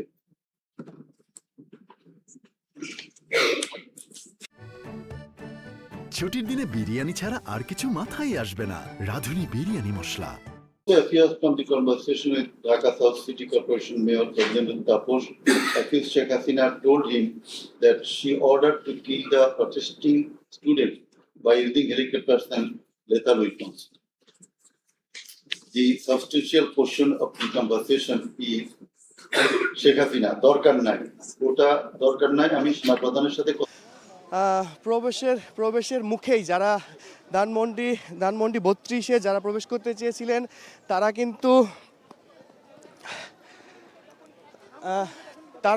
কিন্তু বুলডোজার সহ 32-এর সামনে যাওয়ার চেষ্টা করেছিল এবং সেখানে আইনশৃঙ্খলা রক্ষা বাহিনী তাদেরকে থামিয়ে দেয়, একটা ব্যারিকেড দেয় এবং তার কিছুক্ষণ পর কিন্তু ছাত্র জনতা আইনশৃঙ্খলা রক্ষা বাহিনীকে উদ্দেশ্য করে বিভিন্ন স্লোগান দিতে থাকেন এবং তারা বারবার করে বলতে থাকেন পুলিশ আমাদের বন্ধু, আইনশৃঙ্খলা রক্ষা বাহিনী আমাদের বন্ধু। এবং হঠাৎ করেই কিন্তু পরিস্থিতি উত্তপ্ত হয়ে যায় এবং আমরা লাঠি চার্জ করতে দেখেছি, আইনশৃঙ্খলা বাহিনীকে লাঠিচার্জ করতে দেখেছি। এই যে ধানমন্ডি মোড়টি রয়েছে, সেই মোড়ের 3 দিকেই কিন্তু আমরা পুলিশের যে সতর্ক অবস্থান সেই অবস্থান দেখছিলাম। এখন আবারও এই যে পথচারী বা যারা আছেন তাদেরকে দেখে কিন্তু আইনশৃঙ্খলা রক্ষা বাহিনী সরিয়ে দেওয়ার চেষ্টা করছেন, পাল্টা আক্রমণ করা হচ্ছেন। দর্শক, আমরা দেখতে পেয়েছি যে এখানে যারা আছেন ছাত্র জনতা যারা এসেছেন তাদেরকে ছত্রভঙ্গ করে দেওয়ার জন্য কিন্তু লাঠি চার্জ করতে আমরা দেখেছি পুলিশের পক্ষ থেকে। এই পুলিশ সদস্যরা কিন্তু তাদের মতো করে পরিস্থিতি আনার জন্য চেষ্টা করছেন এবং এখানে থেমে থেমে ধাওয়া পাল্টা ধাওয়া।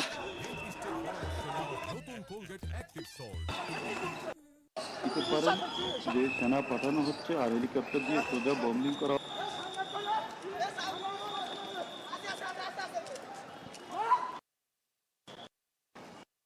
হবে, র্যাবের হেলিকপ্টার দিয়ে উপর দিয়ে মারবে। আসলে হলো কিনু আপনি সাউন্ড গ্রেনেড মারতে দেখছি আমরা, থেমে থেমে পুলিশ এই সাউন্ড গ্রেনেড মারছে।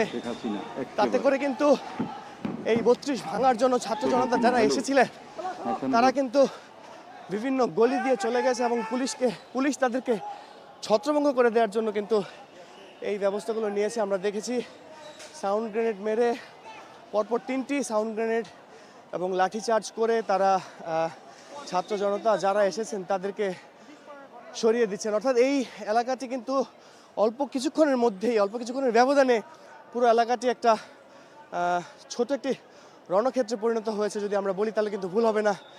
সকাল থেকে এই এলাকায় যেরকম স্বাভাবিক কার্যক্রম চলছিল, দোকানপাটগুলো খোলা ছিল এবং ব্যবসায়ীরা তাদের মতো করে দৈনন্দিন কার্যক্রম চালিয়ে যাচ্ছিলেন, এখন এই উত্তপ্ত পরিস্থিতির কারণে কিন্তু হঠাৎ করেই সেই সব আশেপাশে যত দোকানপাট আছে সব বন্ধ হয়ে গেছে। মানুষের স্বাভাবিক কার্যক্রম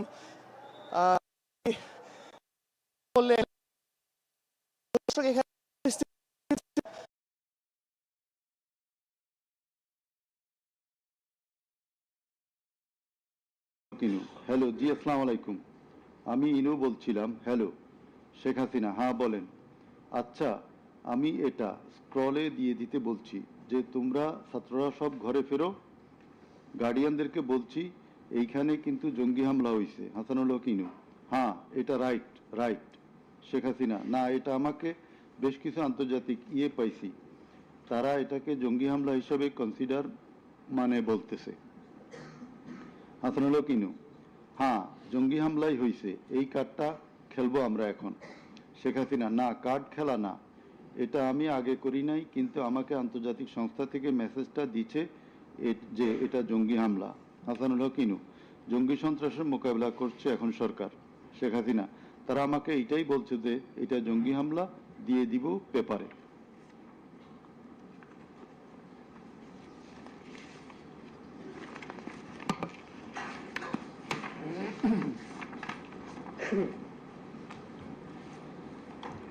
Reports of international and national organizations.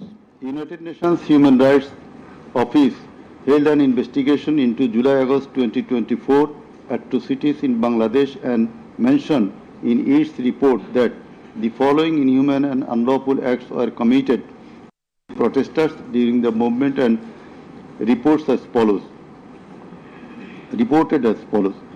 Based on direct testimony from senior officials involved and other inside sources, OHCHR was able to establish that the integrated and systematic effort using the entire range of police, paramilitary, military and intelligence actors, as well as violent elements linked to the Awami League to commit serious violations and abuses occurred with the full knowledge, coordination and direction of the political leadership. The then Prime Minister and Home Affairs Minister led parallel efforts to coordinate the security and intelligence apparatus. Both received regular reports on the situation on the ground from multiple sources. According to senior official testimony, reports provided to the Prime Minister by senior officers on 21 July and in early August specifically conveyed concern about excessive use of force. Both political leaders and the leadership of Bangladesh Police and the Army also carried out site visits that would have provided them direct personal knowledge of violations that had taken place or were ongoing. Furthermore, the political leadership issued direct orders and other directives authorizing and guiding operations by BGB, RAB, DGRI, the Bangladesh Police and its detective branch that involved serious violations of human rights against protesters and other civilians, including extrajudicial killings and arbitrary detention. Based on reported deaths complied by governmental and non-governmental sources in combination with other available evidence, OHCHR assesses that as many as 1,400 people could have been killed during the protests. The vast majority of whom were killed by military rifles and shotguns loaded with lethal metal pellets commonly used by Bangladesh's security forces.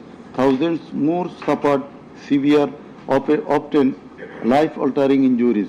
More than 11,700 people were arrested and detained, according to the information from the police and RAB provided to OHCHR. Government attempted to intimidate and delegitimate the student protest movement, mobilized of Satruli police and paramilitary forces, materialize of policing in Bangladesh, incited violence by armed Awami League and activists on and around university premises, conducted coordinated attacks by armed Awami League supporters and the police, use of force violations by police, RAB and BGB, including extrajudicial killing, like killing Abu Said of Begum Ruqya University, Rangpur, 16 July, made systematic, indiscriminate use of shotguns loaded with lethal ammunition, suppressed peaceful assembly at Dhaka University on 17 July. Police, RAB and BGB extrajudicially killed protesters in Uttara on 18 July. Disproportionate and indiscriminate use of firearms in response to violent unrest, indiscriminately shooting in Rampura and Badda by BGP and police on July 19, violently cleared the Dhaka-Chattogram highway in Jatrabari on between 16 to 21 July. Extrajudicial killings to suppress the march to Dhaka on August 5 involved the army who shot at protesters at Jamuna Future Park on 5th August 2024, used helicopter to intimidate and deploy possibly unlawful force, obstructed of medical care and denied necessary medical documentation, obstructed medical treatment of victim Sheikh Asabul Yamin, shot by police, caused mass arbitrary arrests, detention without due process and torture and ill treatment, caused block raids and mass arrests, including injured persons. Students and opposition leaders attacked journalists, children and women and caused unjustified shutdown of internet. In the said report, Mr. Volker Turk, the High Commissioner of Human Rights Office of United Nations, that the atrocities committed in July Revolution 2024 in Bangladesh was preconcerted and systematic in order to remaining in power. There are cogent grounds to believe that hundreds of extrajudicial killings, arrest, detention and torture were carried out by the political leaders and the highest law enforcing authorities within their knowledge and under their direction and supervision as strategy to suppress the movement, whereby human rights have been seriously violated and thus international crimes have been committed. He also observed that the evidences collected do depict a picture of widespread state atrocities and targeted killings.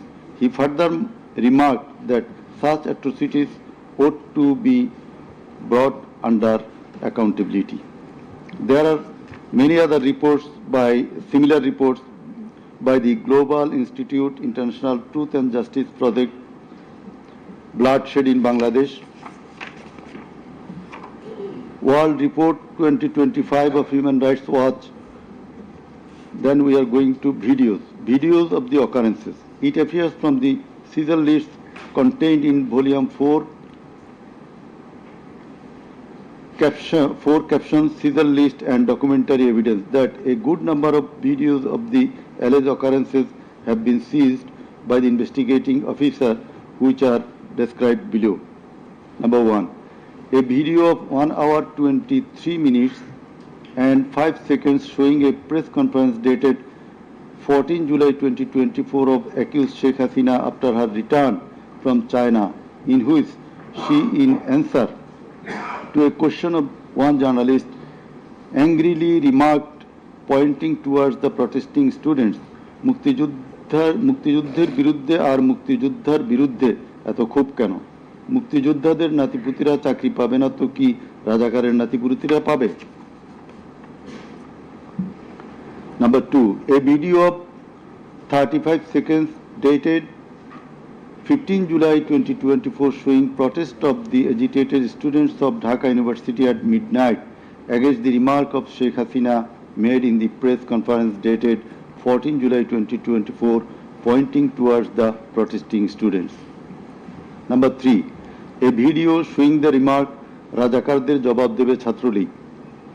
Number 4, a video of 1 minute 5 seconds which shows attack upon the students of Kota movement by Bangladesh Chhatrolig leaders and activists on 15 July 2024 at night. A video which shows that Prime Minister Sheikh Hasina, while visiting damaged metro rail station on 26 July 2024, defended her previous comment in the press conference dated 14 July 2024. Number 6, a video showing Prime Minister Sheikh Hasina in course of her deliberation in a function of Jubo Mohila League held in July 2024 commented that the Kota movement was illogical and also commented Jamaat Shibir Manusher Jatna. Number 7, a video showing some adverse remark of Sheikh Hasina against the female students of Rokeya Hall of Dhaka University in meeting at her office on 15 July 2024. A video showing how Sheikh Hasina asked Delhi to attack Dhaka. A video shows the scenario of how protesting student Mugdho was shot dead in the July movement. This video was broadcast by YouTube channel named Narrative Bangladesh on 19 April 2025. A video which shows the scene of shooting a young person named Ridoy by police in the July movement. This video was broadcast by YouTube channel named International Truth and Justice Project on 15 January 2025. A video named Jatrabari Evidence of a Massacre Bangla showing the scenarios. Yep, I made a mistake.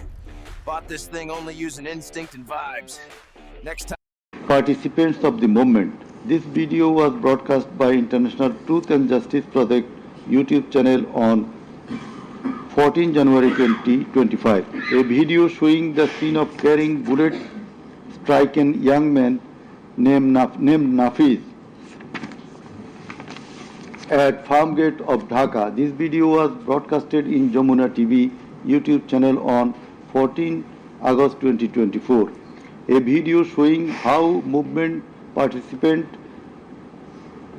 Khokon Chandra Burman was injured with gunshot in his face. It appears that the whole face, including mouth, nose and eyes of Khokon Chandra Burman have been completely disfigured.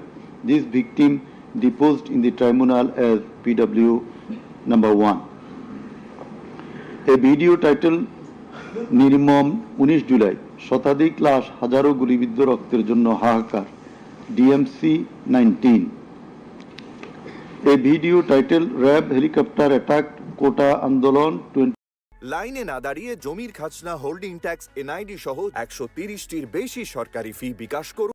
Different parts of Dhaka in July 2024. A video showing how protester Imam Hassan Taim Bhuiya was shot dead at Jatrabari, Dhaka. 4 videos in a pen drive showing the passing of order by DMP Commissioner Habibur Rahman to the subordinate asking them to shoot the protesters below waist. A number of videos showing shooting upon the protesting people from helicopter. A video showing the scene of burning the dead bodies of protesting students and common people by police at Ashulia, Dhaka on 4th August 2025 during the July movement. A video showing the scene of Abu Said, a coordinator of July movement 24, being shot multiple times by police at a close range with lethal weapon. A video showing the scene of a dead body of protester Asabul Yamin being thrown from APC armed personnel carrier by police. A video which showing the accused Home Minister Asaduzzaman Khan Kamal defending the use of lethal weapon by police. Extent of cruelty. It transpires from the evidences that cruelty of the extreme level was administered upon the dead and injured protesters. Police and activists of Awami League, Chhatra League and Jubo League blocked the entrance and exit of ambulances carrying the injuring protesters. Hospitals were asked not to give admission to the injured protesters. It appears from the testimony of PW2 that in some cases patients were searched by police and ruling party activists. Doctors were intimidated and some of the doctors were transferred due to giving treatment to the protesting injured persons. PW3 Parveen deposed that she found an injured young man shouting, save me, under Jatrabari flyover. Blood was coming out from both of his eyes. Parveen pulled him up and put him on her shoulder and looking for a rickshaw. And then 14 to 15 armed police shot them The injured man, being hit by bullets, fell down from her shoulder. They also shot PW Parveen at her left eye, lower abdomen and other parts of the body. Blood was gushing out of her body and thus she fell down. Coordinator of the movement, Abu Said of Begum Ruqayya University, Rangpur, was shot at a close range. Doctors were forced to change his post-mortem report 5 times. PW8 Naim Shikdar was shot at a close distance of 5 meters. He was hit by 500 bullets and 3 hospitals refused to admit him, apprising that Prime Minister Sheikh Hasina instructed to refuse admission to the protesting patients. PW8 also said that Chhatra League activists were searching him and as such he was hidden in separate room by the doctors. It is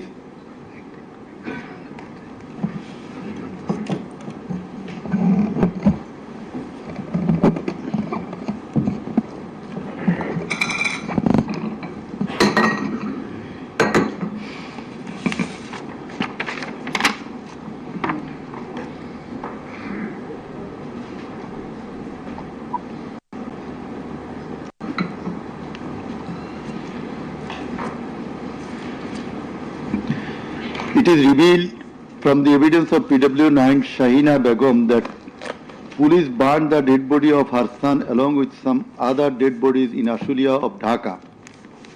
PW10 MD Enab Nazez Zaki also stated that his son was killed and then the dead body was burnt by police in Ashulia. We find from the testimony of PW10 Asabur was shot dead and set ablaze. It appears from the testimony of PW13 Dr. Muhammad Mahfuz Rahman that most patients admitted to the hospital had no skull. The detective branch members had forbidden the doctors not to be serious in the treatment of the protesting patients and also that they had been instructed from the higher authorities not to release the protester patients admitted there. The patients were mostly aged 13 to 30 years. The DB also asked the doctors not to admit any more patients injured in the movement. This witness also said that in order to hide the injured patients from the sight of DB personnel, the doctors adopted some tactic like changing the names of the patients and the type of injury in the admission register and recording road accident or other reasons instead of bullet wounds. It appears from the evidence of PW15 Dr. Hassanul Banna that police and Awami League activists prevented treatment of the protester patients, prohibited new admission of such patients, checked admission register, took away list of patients, set down entrance of the hospital and prevented entrance and exit of the ambulances and patients. This witness also said that one patient named Mustaqim Billah was admitted through an alternative entrance. To save the protester patients, the doctors had to change the name of the patients and particular of their problems. Remove them from the general ward to the post-operative ward, ICU special cabin. He added that treatment was given to such patients at risk of life of the doctors. We find from the deposition of PW18, Dr. Razibul Islam, that he was forced to change the post-mortem report of Abu Said 4 to 5 times. He was threatened with the saying that if he does not change the cause of death of Abu Said, he would be prosecuted. He was further told that there was an intelligence report against him. PW19 Shariful Islam was injured in the bombardment in Kustia. 62 pellets were removed from his body and 500 more still in his body. It is revealed from the evidence of PW21 Dr. Zakia Sultana that On 18 July 2024, they received 200 patients aged about 14 to 25 years with bullet injuries. On 19 July 2024, also similar number of patients with bullet injuries were admitted in the hospital. Numerous patients with bullet injuries were admitted on 4th, 5th, 6th August 2024. It further appears from the evidence of this witness that out of apposite patients, 493 lost one eye forever, 11 lost both eyes forever, 28 lost vision of both eyes, and 47 lost vision of one eye. It appears from the evidence of TW22, Mr. Idris, that while his son Maruf Hussain, after being shot by police, was being taken to the hospital, a policeman poked the wounded area of his son with the rifle butt. PW23 Amena Akhtar deposed that while Home Minister Asaduzzaman Kamal and IGP Chaudhry Abdullah Mamun were passing across Datrabari, one police officer was showing them a video of their attacks on protesters and said, "Guli kori ekta, more ekta, ahoto hoy ekta, ektai jay, bakita jay na." It transpires from the testimony of PW27, Dr. Mashuk Ahmed, that Satrolik activists stopped ambulance carrying protesting wounded near Shahidullah Hall of Dhaka University. They also checked the patient identity, asked the doctors not to treat the wounded protesters and also not to be so serious in their treatment. He further said 5 doctors were transferred elsewhere due to rendering treatment to protesters with bullet injuries. This witness also stated that the direction of the gunshot wounds of the patients treated on 19, 20, 21 July and 4-5 August in Dhaka Medical College Hospital was from the top to the bottom. He meant that the gunshot was done from above, which obviously implies helicopter. It appears from the evidence of PW47 Nahid Islam deposed that bullets were fired from helicopter and that many false cases were filed against the protesters, and also that the activists of Awam League, Jubu League and Chhatro League prevented the treatment and burial of protesters. Furthermore, some of the protesters were forcibly disappeared and many dead bodies of the protesters were concealed. He himself and some other student leaders were abducted. PW48 Ali Ahsan Junaid stated that on 15 July 2024, Chhatro League activists brutally attacked and injured the Dhaka University students, hindered going to the hospital and tortured them in the hospital. He further said that the protesters were fired from the helicopter. We find from the evidence of PW54, Mr. MD Alamgir, investigating officer, that the protester named as Ashabul Yamin was thrown down from the APC by the police.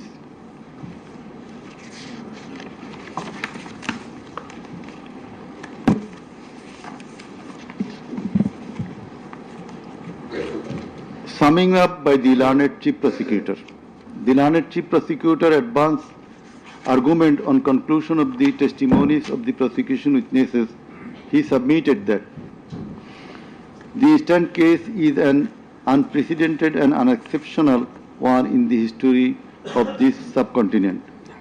After achieving independence in 1971, the people of the country had a great expectation and belief that all sorts of sufferings, poverty, tyranny and high-handedness of the government and the mighty quarters would come to an end and people would enjoy liberty, happiness and all fundamental rights, but all these have been doomed to ashes. The learned prosecutor dubbed the ruling party Awami League as fascist ab initio. From the very inception of independent Bangladesh, the Awami League government concentrated to perpetuate its power by way of exploitation, torture, killing, abduction, denial of democracy and fundamental rights of the people, freedom of press and speech, as well as social justice, and thereupon established dictatorship by forming Bakshal. The then Awami League government, led by Sheikh Mujibur Rahman, planned in connivance with a neighboring country to weaken and abolish our glorious army, and thus formed Rakhi Bahini, an armed organized parallel to the army. In the like way, after coming to the power in 2008, accused Sheikh Hasina's government committed the same acts like torture, abduction, killing, false prosecution, imprisoning, confinement, enforced disappearances, so dominated judiciary, restricted the freedom of press and freedom of speech. Sheikh Hasina oppressed the critics, writers, journalists, members of civil societies, lawyers and judges, and ousted many of them from the country. The then Chief Justice Sheikh S.K. Sinha, eminent writer and journalist, as well as historian Mahmudur Rahman, politician and journalist Pinaki Bhattacharya, Shafiq Rahman, Ilyas Hussain, Kanak Sarwar, Mushfiqul Fazl Ansari, Oliullah Numan, Shahed Alam, Jawad Nirjor, Tasneem Khalil, Julkarnain Shaer, Barrister Abdul Razzaq were driven out of the country for speaking the truth and criticizing the government's misrule, oppression and loopholes. In 2008, with Sheikh Hasina's conspiracy as that of her father, 57 senior army officers, while an deputation in Bangladesh Border Guard, that is BGB, were killed in an official congregation of Pilkhana BGB headquarters by the Awami League leaders and loyal army officers. Thereafter no action was taken against those killers. In 2013, the law enforcers and the ruling party activists killed hundreds of innocent young and underage madrasa students in a congregation arranged by Islamic organization Hafazat-e-Islam at Shapla Chattor, Dhaka, without any cogent reasons, and thereafter no action was taken against the killers.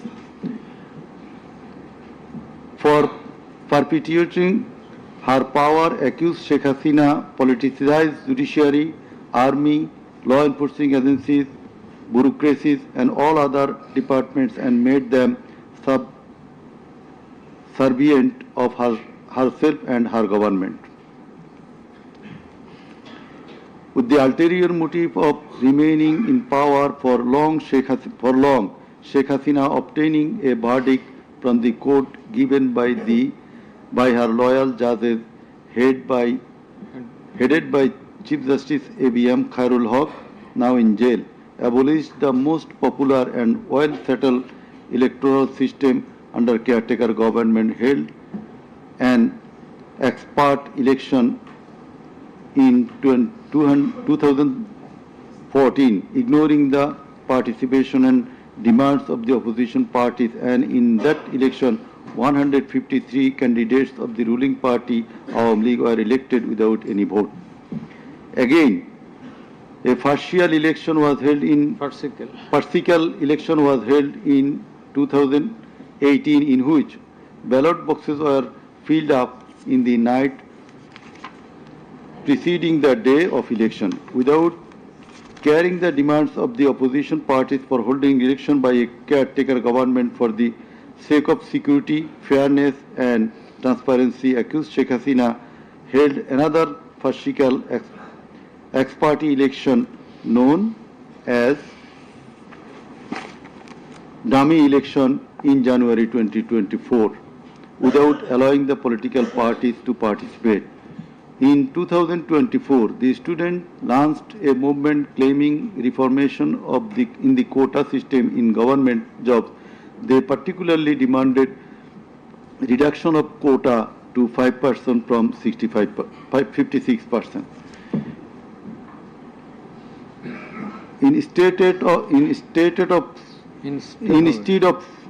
of fulfilling the demand of the students or speaking with them on the issue, Sheikh Hasina, in a press conference on 14 July 2024, made a derogatory comment pointing towards the students of Kota movement, saying, "Mukti Juddhar nati putira chakri pabe na to ki Rajakarer nati putira chakri pabe."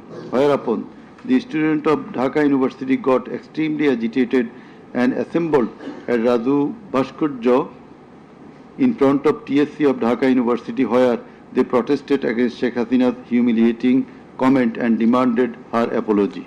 Meanwhile, Awami League Secretary and Cabinet Minister Obaidul Kader and Chhatra League Yuva League leaders stated in their party meeting that Chhatra League was enough to control the protesting students, and thus the agitation spread out in all other educational institutes throughout the country.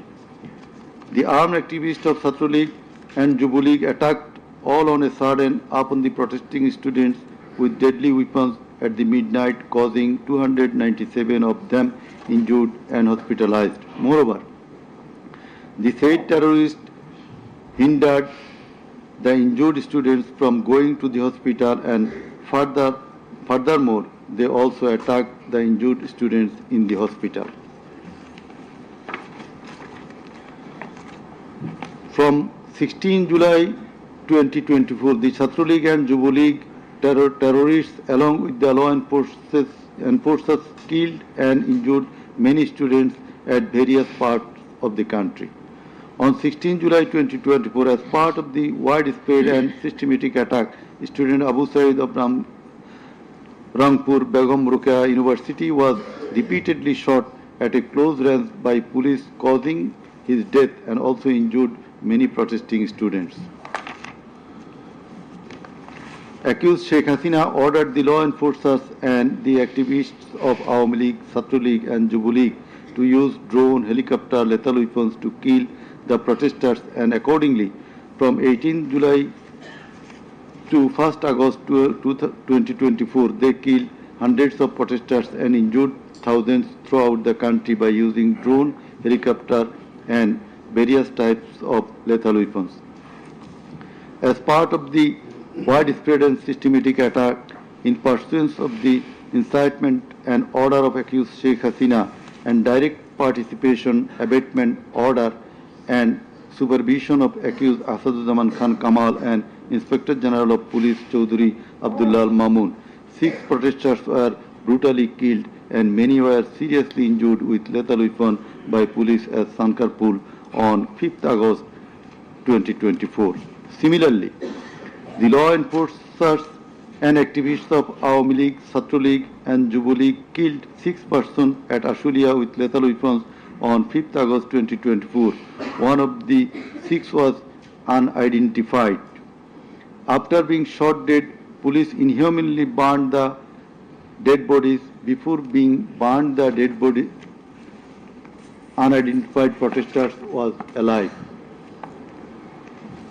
The learned chief prosecutor submitted that the family members of the martyrs, the injured victims, and other witnesses proved the opposite occurrences. The said occurrences were also recorded in videos and audios which have been played in the tribunal.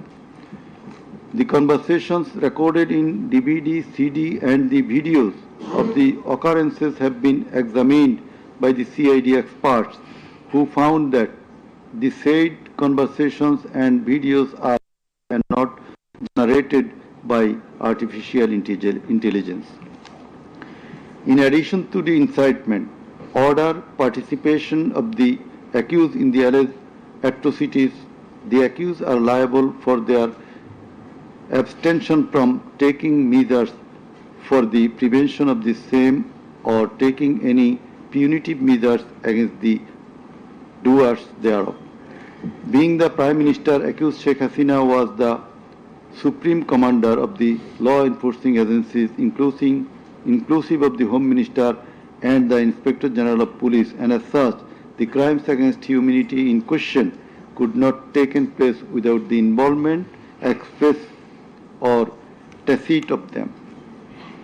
The learned Chief Prosecutor added that the movement of the students continued for 36 days, during which, as stated herein before, hundreds of protesting students and common people were killed and thousands were seriously injured, most of whom became permanently handicapped and blind. But accused Prime Minister Sheikh Hasina and the other accused and none of the government authorities or the leaders of the ruling party Awami League expressed concern or remorse for such atrocities so far.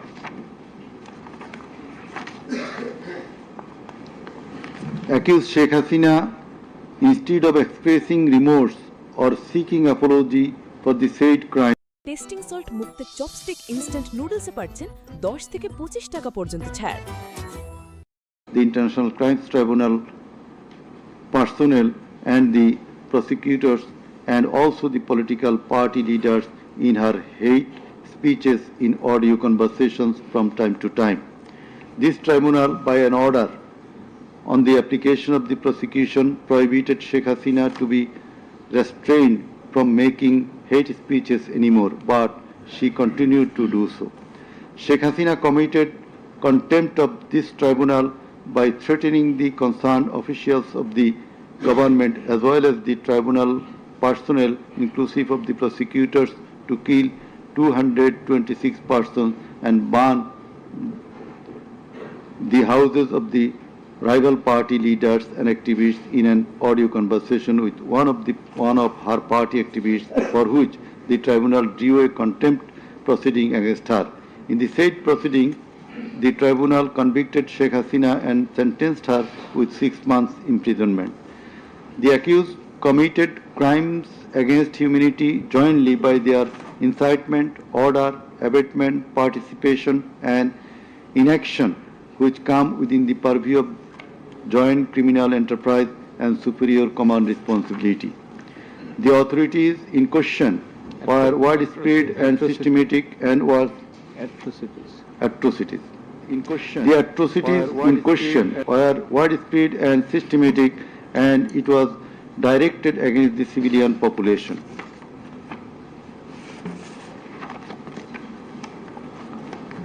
The learned Chief Prosecutor concluded his submission with the saying that in the circumstances it has been proved and established beyond reasonable doubt that the accused committed the crimes against humanity by their incitement, order, participation, abatement and also inaction, whereupon they deserve the maximum punishment as prescribed by section 3 subsection 2 A, G, H and section 4 subsection 1 subsection 2A, 4.2b, 4.2c and 4.3 of the International Crimes Tribunal Act 1973.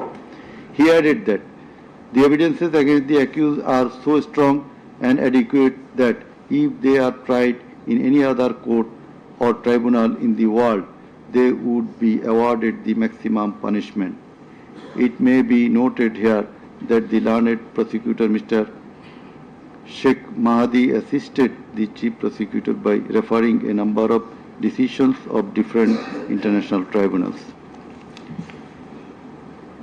In the summing up session, the learned Attorney General of Bangladesh appeared and shared the concluding submission. In his submission, the learned Attorney General referred to the conviction and sentence of many of the heads of government and states in the world for their commission of crimes against humanity, and thereupon he asked for awarding maximum punishment to the accused of the instant case so that no other Prime Minister or the head of state recur such atrocities in the days to come. Summing up by the learned State Defence, Mr. Amir Hussain, the learned State Defence Council argued that accused Sheikh Hasina and Asaduzzaman Kamal are quite innocent. The accused did not incite or order or participate or abet the commission of the crimes against humanity in the trial itself against the accused under the International Crimes Tribunal Act 1973 is unlawful since the act was passed for the purpose of trial of the persons who committed genocide in 1971. Allegedly, the atrocities spread throughout the country, but the prosecution failed to examine witnesses of all the districts where atrocities took place. The Learned Defence Council submitted that no helicopter was used to kill the protesting students and public in the July-August movement 2024. The audio conversations in questions have not been duly examined by the experts. Although the audios have been examined by CID, the same should have been examined by some more experts. He questioned the prosecution's claim as to the number of the deaths and injured. He stated that although the prosecution claimed that 1,500 protesters died and 25,000 injured, but the Gazette notifications of the government shows the number of dead protesters as about 800. He emphatically asserted that accused Sheikh Hasina did neither incite nor order nor take part in the alleged atrocities or crimes against humanity. Mr. Amir Hussain vehemently opposed the words of the learned chief prosecutor terming Sheikh Hasina and Asaduzzaman Kamal as fascist. He also opposed the assertion of the learned chief prosecutor that Sheikh Hasina fled to Delhi due to the commission of the crimes against humanity by the wave of the mass movement.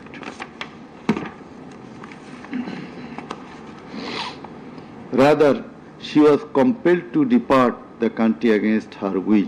The learned State Defence Council argued that the attack in question was neither widespread nor systematic nor directed against the civilian population.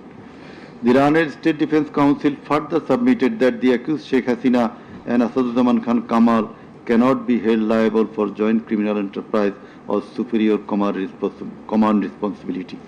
He finally submitted that accused Sheikh Hasina and Asaduzzaman Khan Kamal are quite innocent and as such they deserve to be acquitted of the charges. Now, the Honorable Chairman of the Tribunal, Mr. Justice Ghulam Murtuza Chaudhary, will read out the final portion of the judgment, including the observation. Thank you. Thank you.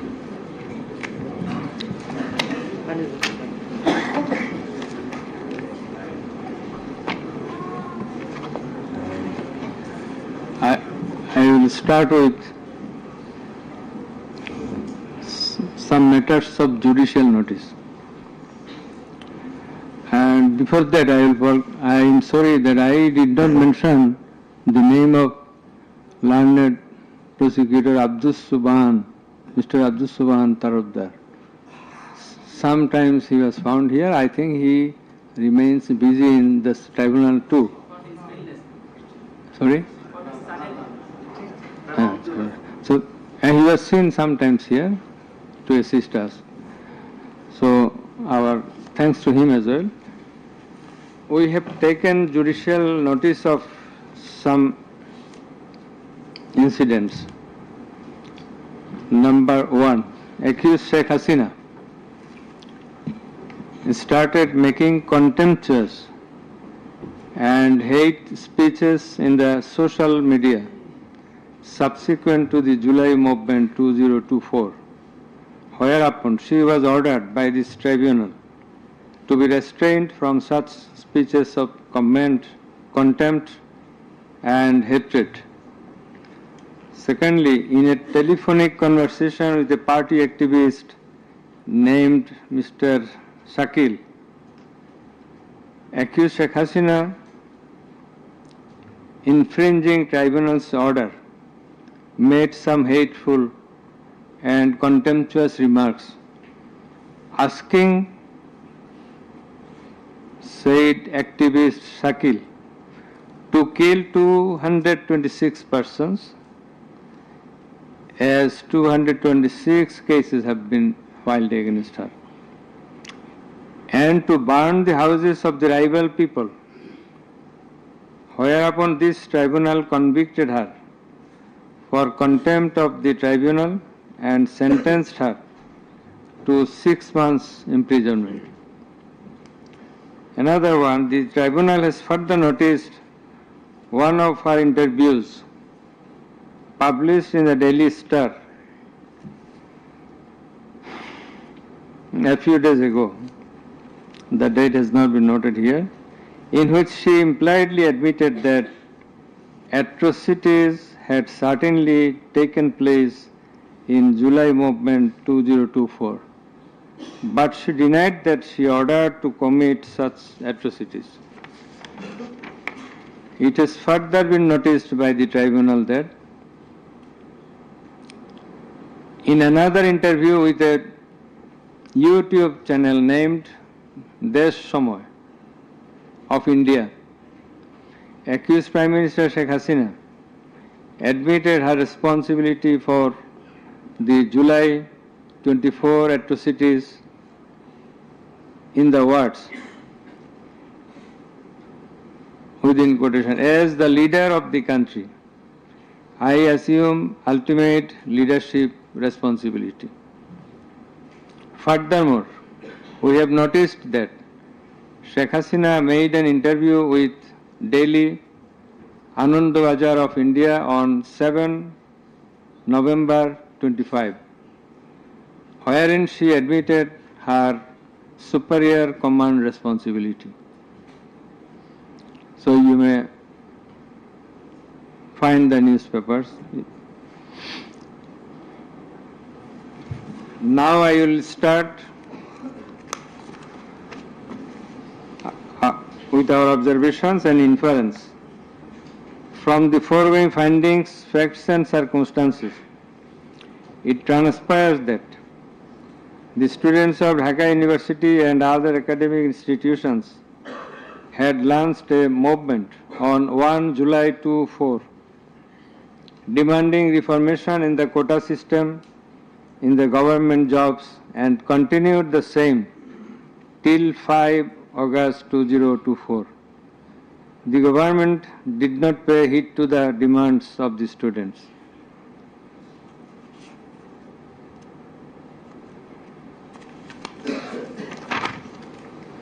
Instead of listening to the students and fulfilling their demands, the then Prime Minister, accused Sheikh Hasina, undermined the movement and made a derogatory remark pointing towards the students, terming them Rajakars.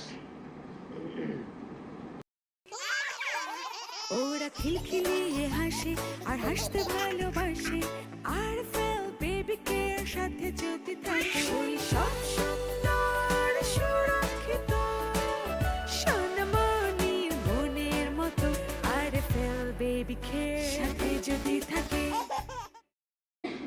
Objurgation and the derogatory remark of accused Sheikh Hasina.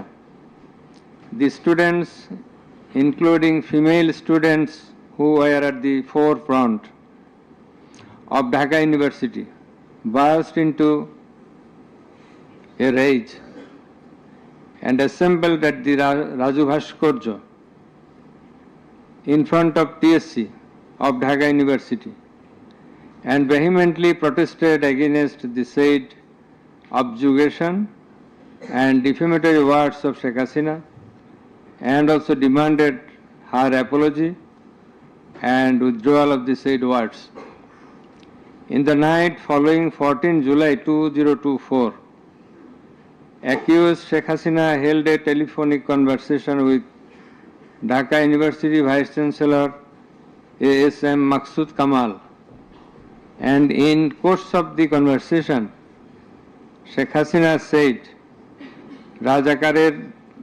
রাজাকারদের তো ফাঁসি দিয়েছি, এবার তোদেরও তাই করব, একটাও ছাড়ব না, আমি বলে দিচ্ছি। Rajakars have been hanged, now they also will be hanged, none will be spared. I have already ordered. This is the translation. She again said, রাজাকারদের কি অবস্থা হয়েছে দেখিস নাই, সবগুলোকে ফাঁসি দিছি, এইবার তোদেরও ছাড়ব না। In the said conversation, Sheikh Hasina further said, আমি বলে দিচ্ছি আজকে সহ্য করার পর অ্যারেস্ট করবে, ধরে নেবে এবং যা অ্যাকশন নেওয়ার নেবে। And it is crystal clear that Sheikh Hasina expressed her incitement to the activists of her party Awami League and affiliates, Chhatro League and Jubo League, and also gave provocation to the protesters, and furthermore she expressed that she ordered to kill and eliminate the protesting students. The concerned pen drive CD containing the above conversation as well as the transcript thereof have been submitted in the tribunal. In addition to the above, on 15/7/2024, Awami League Secretary and Cabinet Minister Ubaidul Qadir made another provocative remark, saying, Andolon Domane Chhatro League is jotheshto. Chhatro League is enough to control the movement. Whereupon the protesting students of Dhaka University burst into anger and vehemently protested against Sheikh Hasina, Ubaidul Qadir and the government. The activists of Chhatro League, Jubo League attacked the protesting students with various deadly weapons and severely injured hundreds of them, whereupon they had to be hospitalized. The attackers impeded the injured students proceeding to the hospital and also impeded their treatment. Moreover, the attackers made further attacks upon the students undergoing treatment in the hospital. In consequence of the above noted incitements of Sheikh Hasina, in the press conference on 14 July 2024, her order to kill them, as revealed in her conversation on the following night with Dhaka University Vice Chancellor, and also the provocative and aggressive remark of Awami League Secretary Ubaidul Qadir, the law enforcers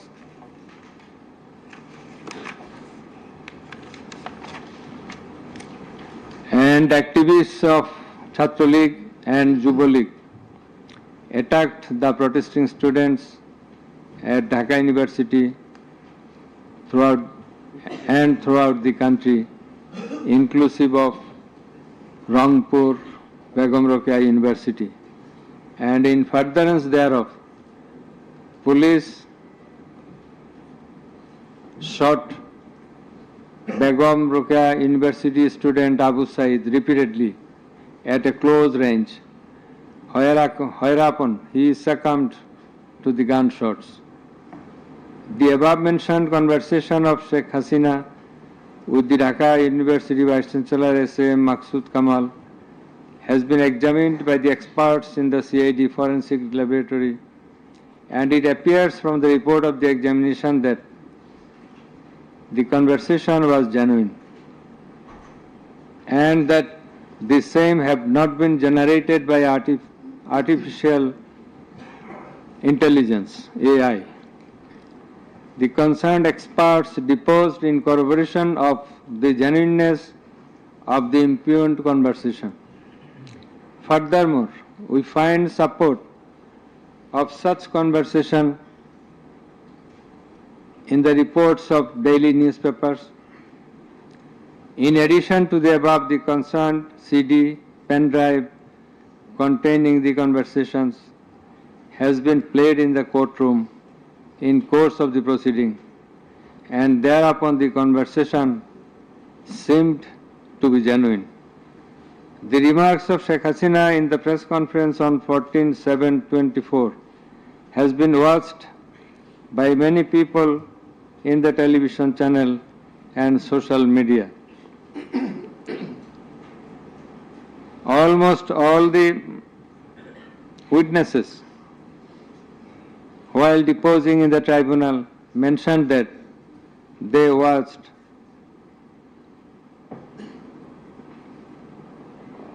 the videos in the medias. Moreover, the national daily newspapers published the said remarks on 15/7/24. The remark of Obaidul Qadir was published in the news. It's a repetition. Sorry. Over and above said inciting remark and killing and order of killing by Sheikh Hasina and the provocative remark of Obaidul Qadir have not been denied by them.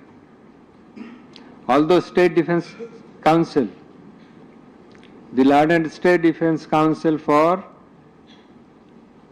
the absconding accused Sheikh Hasina and Asaduজ্জামান Khan Kamal submitted that the conversation between Sheikh Hasina and ASM Kamal, Maksud Kamal, has not been properly tested, but he failed to show any cogent reasons in this regard. The prosecution witnesses proved the attack upon the Dhaka University students by the activists of Awan League, Chhatra League and Yuva League following the incitement and Sheikh Hasina's order of killing, as well as the provocative remark of Obaidul Qadir. Sheikh Hasina ordered the law enforcing agencies to use drone for locating the congregating protesters and thus to use helicopter and lethal weapons to kill them. Such order has been disclosed by Sheikh Hasina in her telephonic conversation on 18/7/2024 with Dhaka South City Corporation Mayor Fazle Nur Taposh, as it has been read beforehand, and also with Hassanul Haq Ino. The concerned pen drive CD containing the aforesaid conversations have been submitted in the tribunal. The said conversations have been examined in the forensic laboratory of CID, and the concerned experts found that the conversations were genuine and not generated by artificial intelligence, AI. Moreover, the pen drive CD containing the conversations in question have been played in the courtroom, and we have heard the conversations, and thereupon it appeared to us that the conversations are real, not fake and fabricated. Accused Prime Minister Sheikh Hasina, accused Home Minister Asaduজ্জামান Khan Kamal, accused Inspector General of Police Chaudhuri Abdullah Al Mamun acted jointly in connivance and collaboration with each other to commit the atrocities in order to kill the protesters throughout the country. It has been disclosed by Chaudhuri Abdullah Al Mamun in his testimony that a core committee consisting of Home Secretary Jahangir, Additional Home Secretary Political Mr. Tipu Sultan, Additional Secretary Reza Mustafa, SB's Chief Monirul Islam, DB Chief Harun Rashid, RAB DG Barrister Harun Rashid, DMP Commissioner Habibur Rahman, DG of BGB Major General AKM Major General Ashrafuজ্জামান Siddiqui, DG of Ansar Major General AKM Aminul Haq, NTMC Chief Major General Ziaul Hasan, DGFI Chief and NSI Chief used to hold meeting every night after 19 July 2024 at the residence of Home Minister Asaduzzaman Khan Kamal. Accused Chaudhry Abdullah Al Mamun said that instruction to the core committee used to come from the Prime Minister. He also said that at one stage of the movement, it was decided to use drone to locate the gathering of the protesters and to use helicopter and lethal weapons to control the movement. In a meeting of the core committee, Sheikh Hasina passed a direction to use lethal weapon. Additional DIG Joardar, who was present there, communicated the message to the police officers throughout the country to use lethal weapons accordingly. Furthermore, Chaudhry Abdullah Al Mamun said that in pursuance of the remark of Obaidul Qadir and Nanak that Chhatra League and Jubo League are enough to bring the movement under control.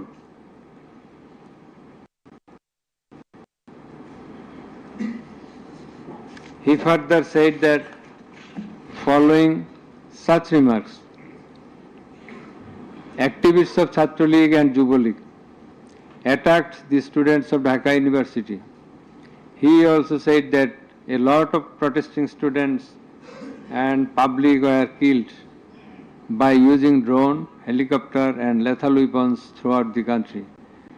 Chaudhry Abdullah Al Mamun further asserted in his testimony that he, along with Home Minister Asaduzzaman Khan Kamal, Home Secretary and BMP Commissioner, went to Narayanganj on 29/7/24 to observe the situation of the movement, and on the way they stayed for a while in front of Jatrabari police station, and then DC Iqbal of Wari Zone showed a video to the Home Minister on his mobile and said, "We shoot one, that one dies, that one gets injured, but the others do not move." Therefore, it is perspicuous from the above that all the three accused led the operations against the protesting students and public jointly as a matter of joint criminal enterprise. As the aftermath of Sheikh Hasina's order, as well as the supervision and guidance of accused Home Minister Asaduzzaman Khan Kamal and IGP Chaudhry Abdullah Al Mamun, the law enforcers and activists of Awami League, Chhatra League and Jubo League invaded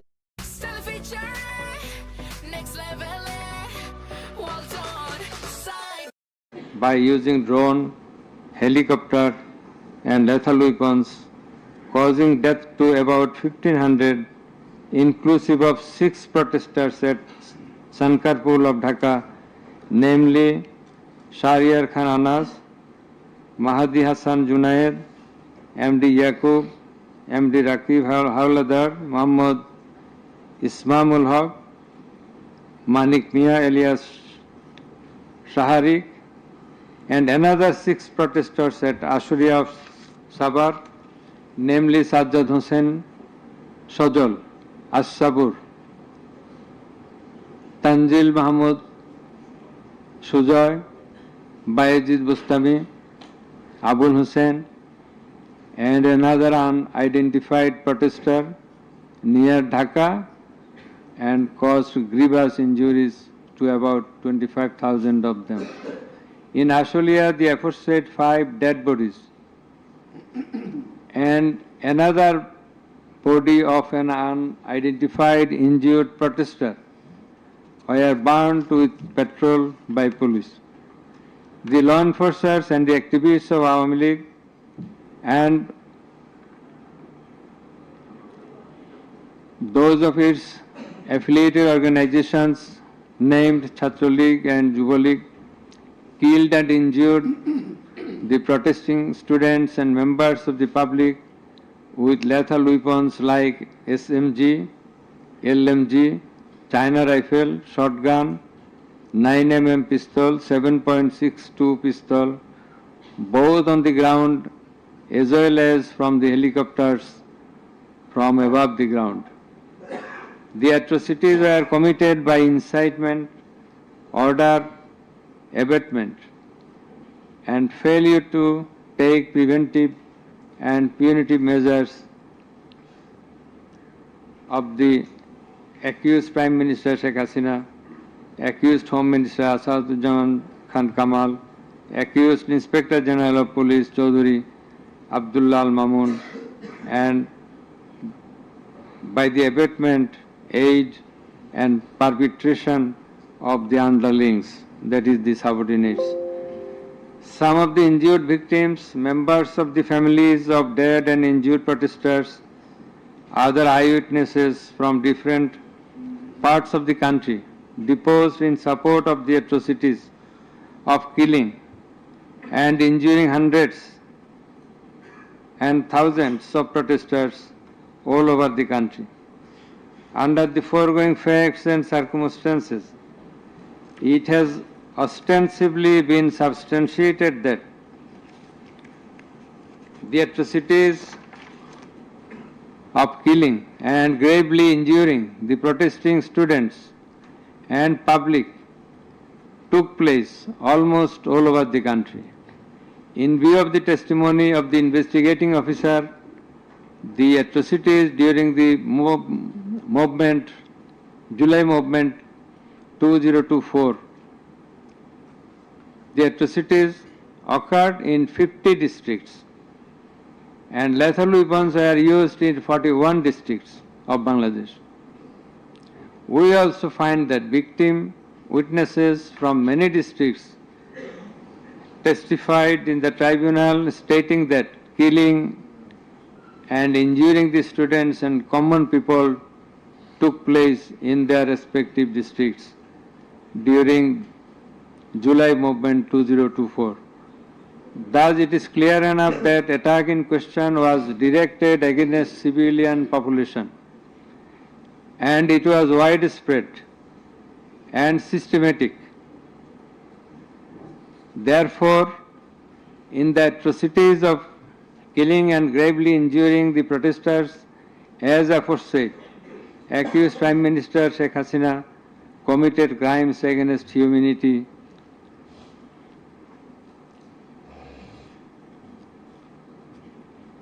by her incitement, order, and also failure to take preventive and punitive measures under charge 1. Accused Sheikh Hasina committed one count of crimes against humanity by her order to use drones, helicopter, and lethal weapons under charge number 2, count 1. Accused Prime Minister Sheikh Hasina committed crimes against humanity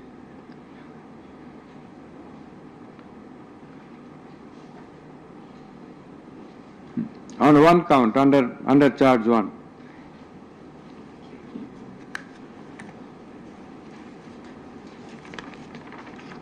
Accused Asaduzzaman Khan Kamal and Chaudhuri Abdullah Al Mamun committed crimes against humanity by their abatement in the use of drones, helicopter, and lethal weapons under charge number 2, count 2. Accused Asaduzzaman Kamal and Chaudhuri Abdullah Al Mamun committed 2 counts of crime against humanity under the same charge by their abatements and failure to prevent the atrocities at Sankarpur, Dhaka, and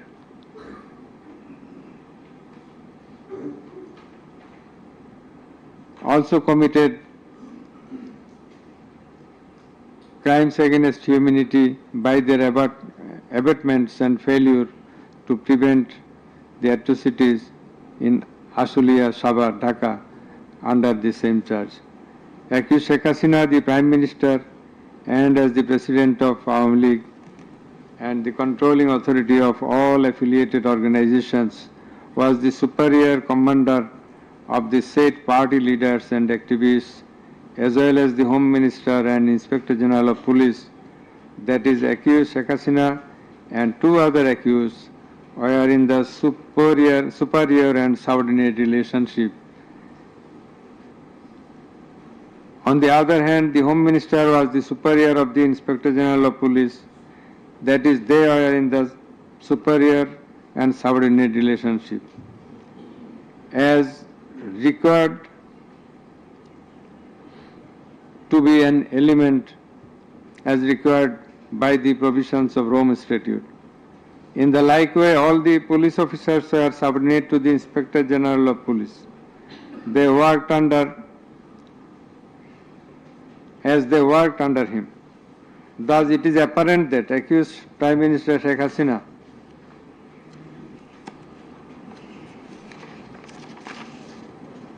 had superior control status over accused Asaduzzaman Khan Kamal and accused Chaudhry Abdullah Al Mamun, whereupon it was her responsibility to take measures to prevent the atrocities in question, which continued for about a month. She did not also take any punitive measures against the perpetrators. In the like way, Home Minister Asaduzzaman Khan Kamal held superior command responsibility over the Inspector General of Police and other successive other officers, and as such he had the superior command responsibility to prevent all of them from committing the atrocities and for taking punitive measures against the perpetrators. Thus, both the accused Asaduzzaman Khan Kamal and Inspector General of Police Chaudhry Abdullah Al Mamun, they committed crimes against humanity by their abatement, that is facilitation, and their failure to prevent the atrocities committed by their underlings, and hence they are liable to be punished under section 32A, 32G, 32H, 41B and 43 of the International Crimes Tribunals Act. Accused Sheikh Hasina is liable to be punished under section 32A, 32H, 41B and 43 of the International Crimes Tribunals Act 1973. It is obvious from the facts and circumstances delineated herein before that the law enforcers and the activists of ruling party Awami League, as well as its affiliated organizations, targeted the unarmed civilian protesters countrywide and accordingly attacked them. Therefore, in all the above discussed atrocities, the elements constituting crime against humanity have been fulfilled. The victim witnesses, the other witnesses and the investigating officer held the accused Prime Minister Sheikh Hasina, accused Home Minister Asaduzzaman Khan Kamal and accused Inspector General of Police Chaudhry Abdullah Al Mamun liable for the atrocities. It may be mentioned here that Mr.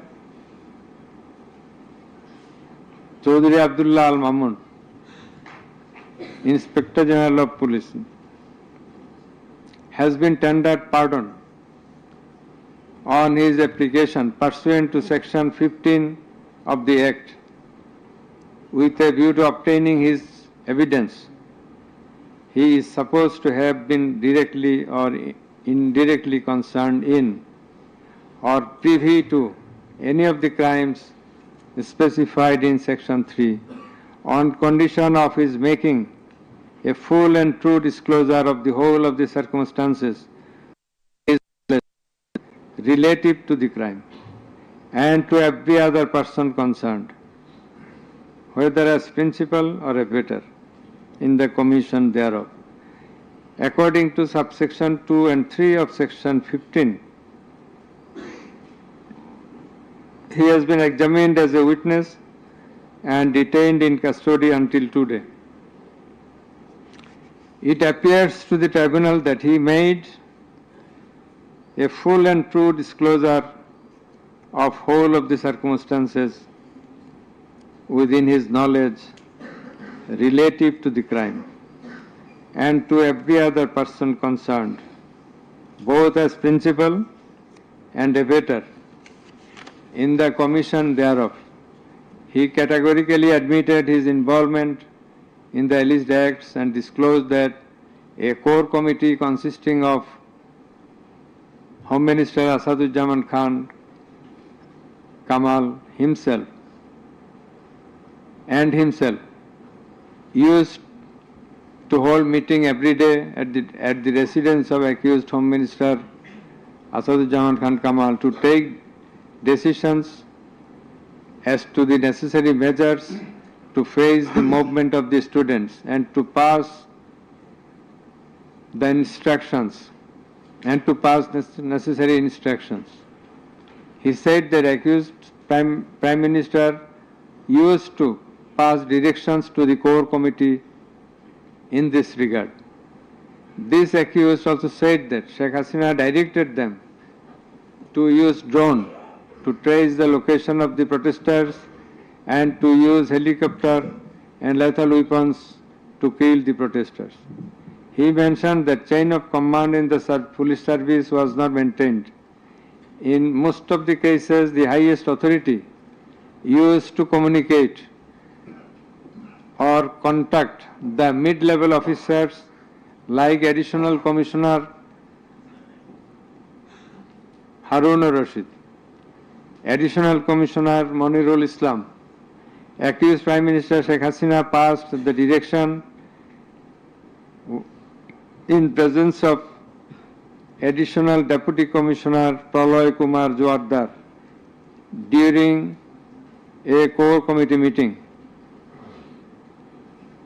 and as such Joardar conveyed the direction to all the concerned officers throughout the country.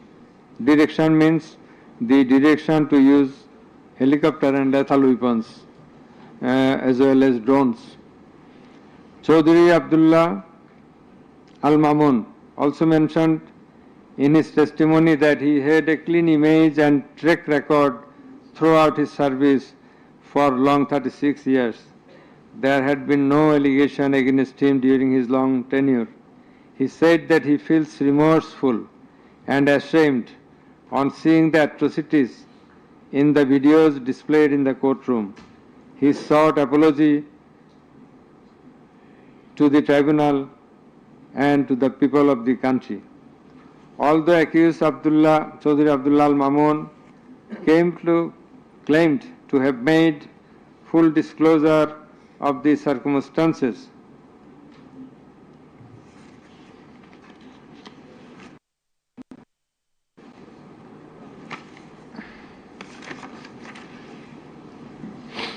and we do also believe that he made a full and true disclosure.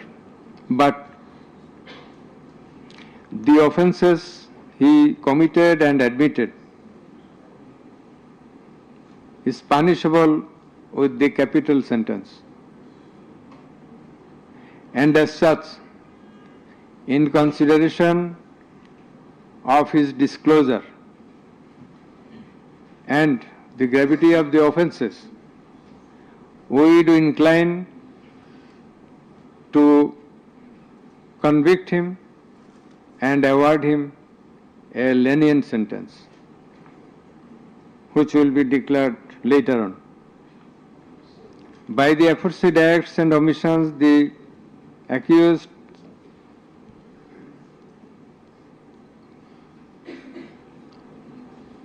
committed crimes against humanity under section 3, 2A, subsection G, clause H, 41, 42, 43 of the International Crimes Tribunal Act 1973, as stated before. The accused Sheikh Hasina and Asaduজ্জামান Khan Kamal remained in abscondence ab initio, despite the fact that notices and warrants were duly served in their given address according to law. Moreover, they were asked by publishing notice in 2 daily newspapers to appear and contest the case, but they did not turn up. Thus, their abscondence itself is suggestive of their guilt. The learned State Defence Counsel contended that the trial of the accused persons under the International Crimes Tribunal Act 1973 is not tenable, since the Act was passed in the Parliament for the purpose of trial of the criminals of War of Independence in 1971. While arguing this, the learned State Defence Counsel perhaps did not have a refusal of the provisions of the Act as well as the preamble thereof. The preamble of the Act says that the Act was made in order to provide for detention, prosecution, and punishment of the persons for genocide, crimes against humanity, war crimes, and other crimes under international law, and for the matters connected therewith. Section 3 of the Act provides that the said crimes committed both before and after the commencement of the Act, before 1973, after 1973, are triable by the International Crimes Tribunal, whereupon the contention of the learned State Defence Counsel is not tenable in law. Moreover, Article 47 of the Constitution of Bangladesh has given upper hand to the International Crimes Tribunal Act 1973 over the Constitution itself. The State Defence Counsel also contended that for the purpose of proving atrocities throughout the country, witnesses from all over the country have not been examined. In this context, we have to say that witnesses from many parts of the country have been examined, and they have adequately proved the atrocities in almost every part of the country. The victims, the family members of the dead and injured protesters, as well as the eyewitnesses, gave their testimony, which are enough for the proof of the charges. Quantity of witnesses is immaterial, while there are a small number of qualitative witnesses. Still, the number of 54 witnesses examined by the prosecution is not small. The learned State Defence Counsel also alleged that the audio conversations in question have not been examined by more than one department like CID. In this regard, we would hold that the genuineness of the report of CID has not been challenged, nor has the report been proved ingenuine, whereupon no other department was in need of holding further examination thereof. It is the further allegation of the learned State Defense Council that accused Sheikh Hasina and Asaduzzaman Khan Kamal did not incite or order the commission of the crimes against humanity as alleged, nor did participate in the commission thereof, and thus they deserve to be acquitted. The learned Chief Prosecutor, in course of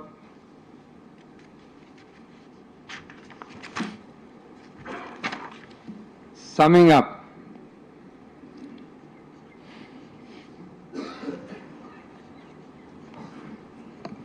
asked for passing necessary order restraining Awami League from running activities as a political party.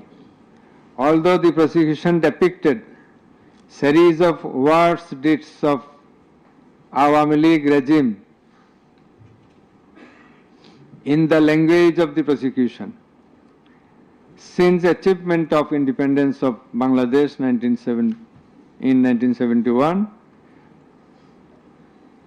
the tribunal does not incline to discuss on this point since this is not the issue of the instant case. It has come to the notice of the tribunal that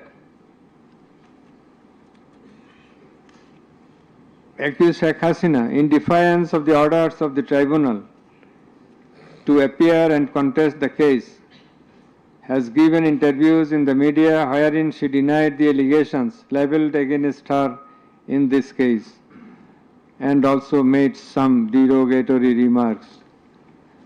I have noted this aspect beforehand, but in some of her interviews she impliedly admitted her superior command responsibility.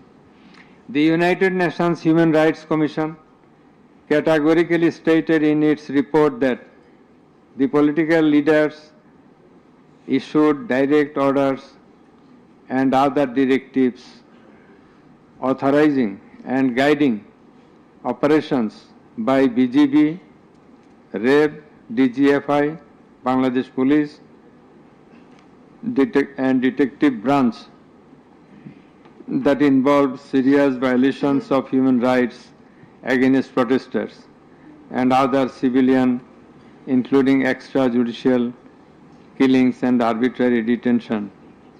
It has been stated in the report that 1,400 people have been killed by use of lethal weapons during the July movement 2024. By the political leaders, the United Nations Human Rights Commission meant the highest government authorities. The authorities in question are unprecedented in the history of Bangladesh. The nature and extent of cruelty administered upon the protesters, inclusive of infants, women, and old, stirred the hearts of the people throughout the world. On seeing the scenario of dead and injured protesters and their outcry in the videos displayed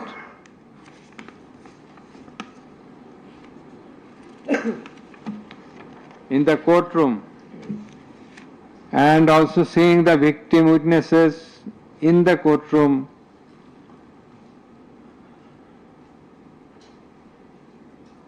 for giving testimony, who lost their skull, eyes, nose, hands, and legs. Any human being will fail to be in the normal state of mind seeing such scenario. Such atrocities must be brought to an end at any cost. Justice must not fail. In view of all the above facts and circumstances and findings, it is hereby ordered that accused Sheikh Hasina be found guilty on 3 counts under charge 1. Count number 1, incitement. Count number 2, order to kill. Count number 3, inaction to prevent the atrocities and failing to take punitive actions against the perpetrators, and thus she is punishable. She is liable to punish under section 3, subsection 1A, section 3, subsection 2, clause G, section 3, subsection 2, clause H, section 4, subsection 1, clause B, and section 4, subsection 3 of the International Crimes Tribunals Act 1973 under the charge number 1. But we do hold that for all these 3 counts of crime against humanity, we do incline to award a single sentence, that is the sentence of imprisonment till natural death for under charge 1. Under charge 2,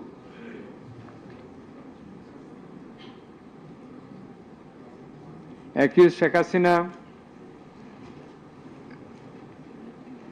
is liable on 2 counts. On 1 count, there are several counts. For 1 count, that is passing the order for deploying drones, helicopters, and using lethal weapons to kill the protesters. She committed crime against humanity under section 3, subsection 2A and section 4, subsection 1B of the International Crimes Tribunal Act 1973.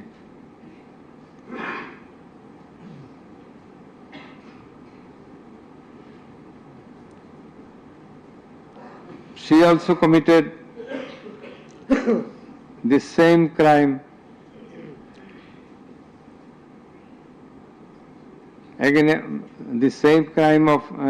crime against humanity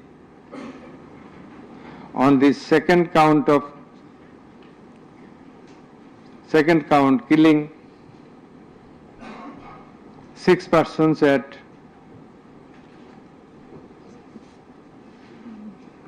Sankarpur of Dhaka, which was committed in contemplation, in furtherance. Nonstick? হ্যাঁ, nonstick.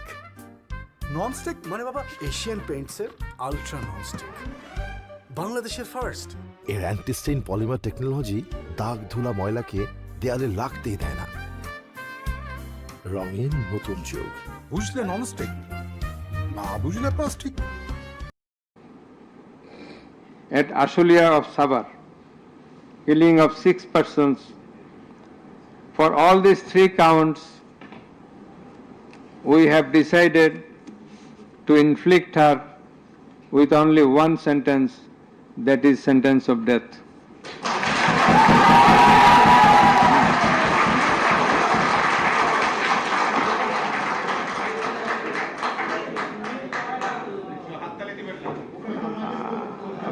Please.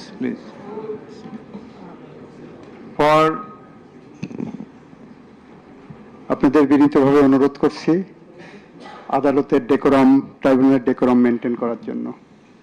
আপনাদের যা উচ্ছ্বাস, যা expectation, যা প্রকাশভঙ্গি, সেটা আদালতের tribunal রুমের বাইরে যে করলে সেটা আরো শোভনীয় দেখা যাবে।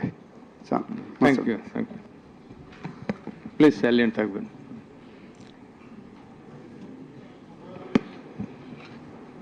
accused Asaduzzaman Khan Kamal and accused Chaudhry Abdullah Al Mamun.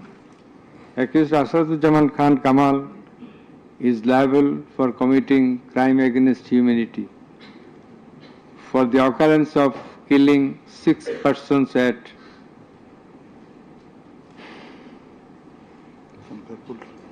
Sankarpur of Dhaka.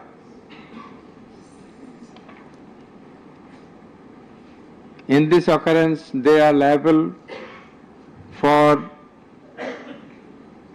committing crimes against humanity by their abatement and failing to prevent the atrocities and also to failing to take necessary preventive measures, punitive measures. And thus, Asaduzzaman Khan Kamal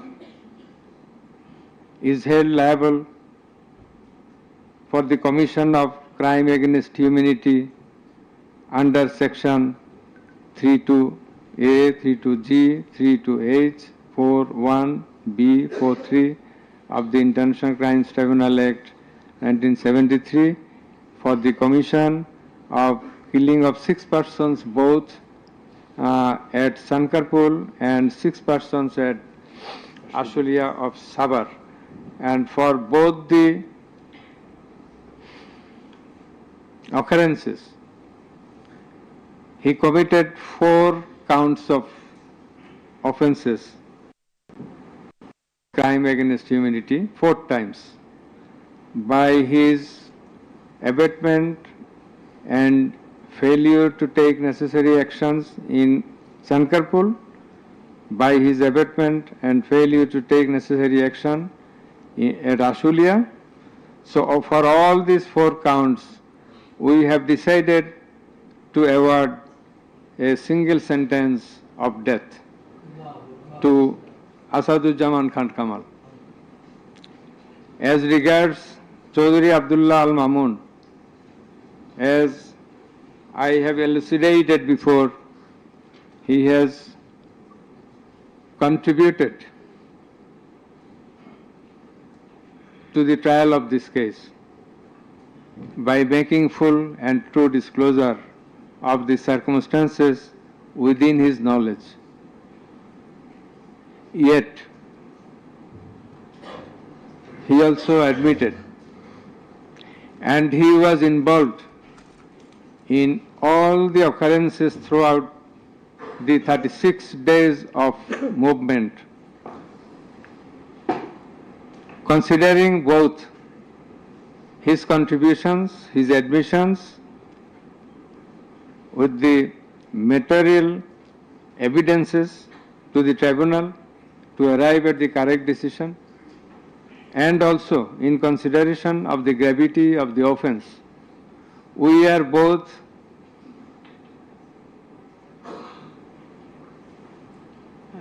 remitting his sentence and awarding a sentence with leniency. That is, the offences involve capital punishment.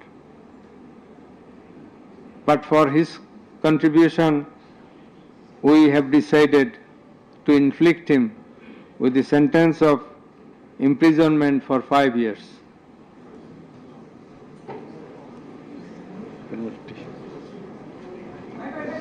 The properties of accused Sheikh Hasina and accused Asaduzzaman Khan Kamal in Bangladesh be confiscated in favor of the state. The government is directed to pay considerable amount of compensation to the protesters concerned in this case, who have been killed in July movement 2024, and also to take measures to pay adequate compensation to the wounded protesters in consideration of the gravity of their injury and loss. The sentence shall be carried out in accordance to the provisions laid down in Section 20, subsection 3 of the International Crimes Tribunals Act 1973, preferably pursuant to the long-standing practice. Let a copy of this judgment be transmitted to the District Magistrate Dhaka for necessary action. Let copy of the judgment be supplied to accused Chaudhry Abdullah Al Mamun according to law. The absconding accused will not get any copy at the moment. So thank you all very much.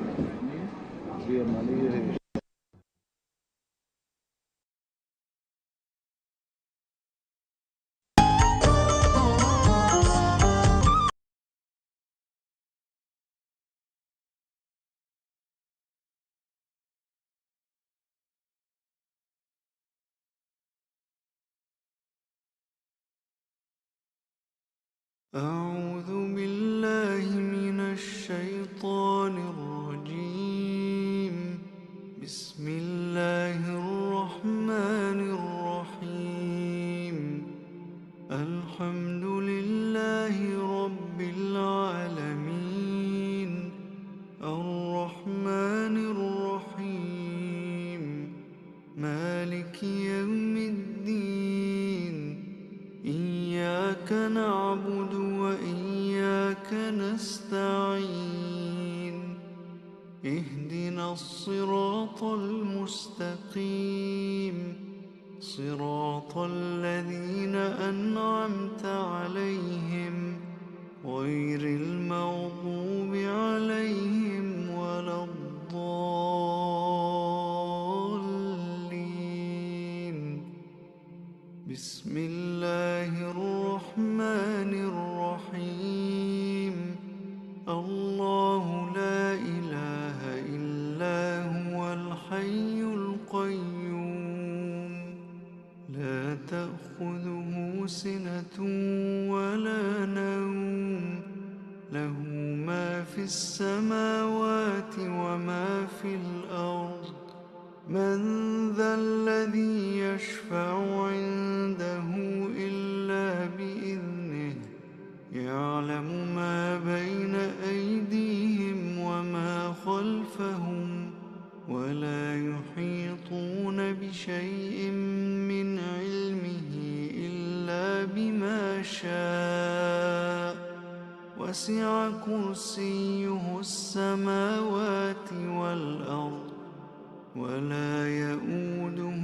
حفظهما وهو العلي العظيم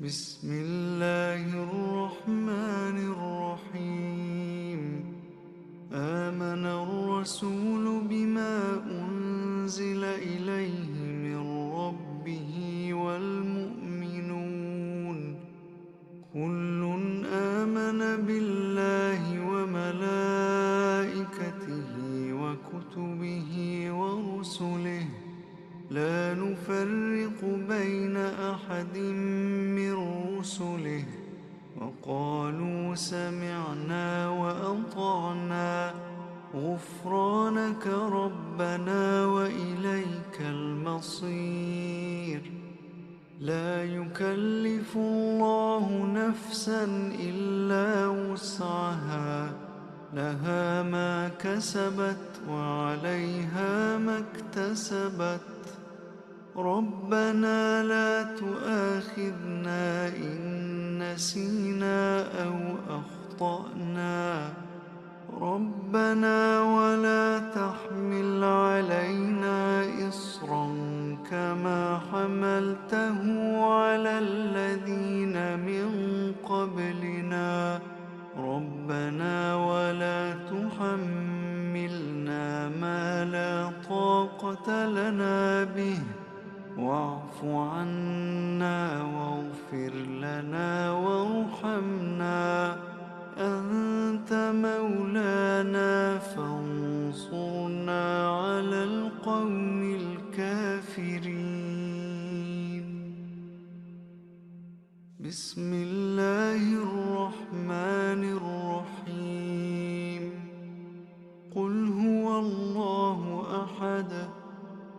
الله الصمد لم يلد ولم يولد ولم يكن له كفوا أحد بسم الله الرحمن الرحيم قل أعوذ برب الفلق من شر ما خلق ومن شر غاسق إذا وقب ومن شر النفاثات في العقد ومن شر حاسد إذا حسد بسم الله الرحمن الرحيم قل أعوذ برب الناس ملك الناس إله الناس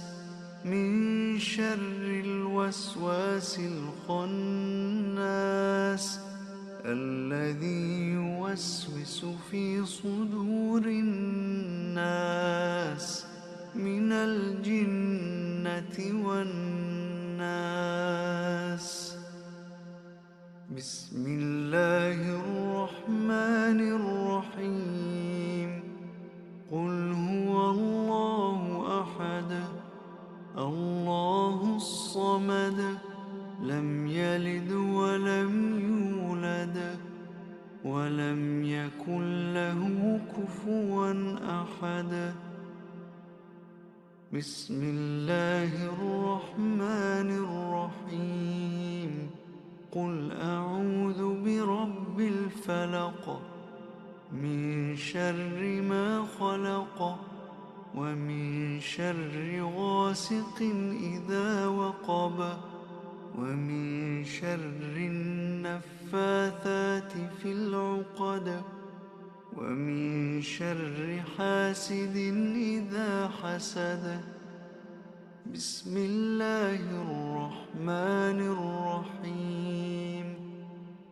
قل أعوذ برب الناس ملك الناس إله الناس من شر الوسواس الخناس الذي يوسوس في صدور الناس من الجنة والناس بسم الله الرحمن الرحيم قل هو الله أحد الله الصمد لم يلد ولم يولد ولم يكن له كفوا أحد بسم الله الرحمن الرحيم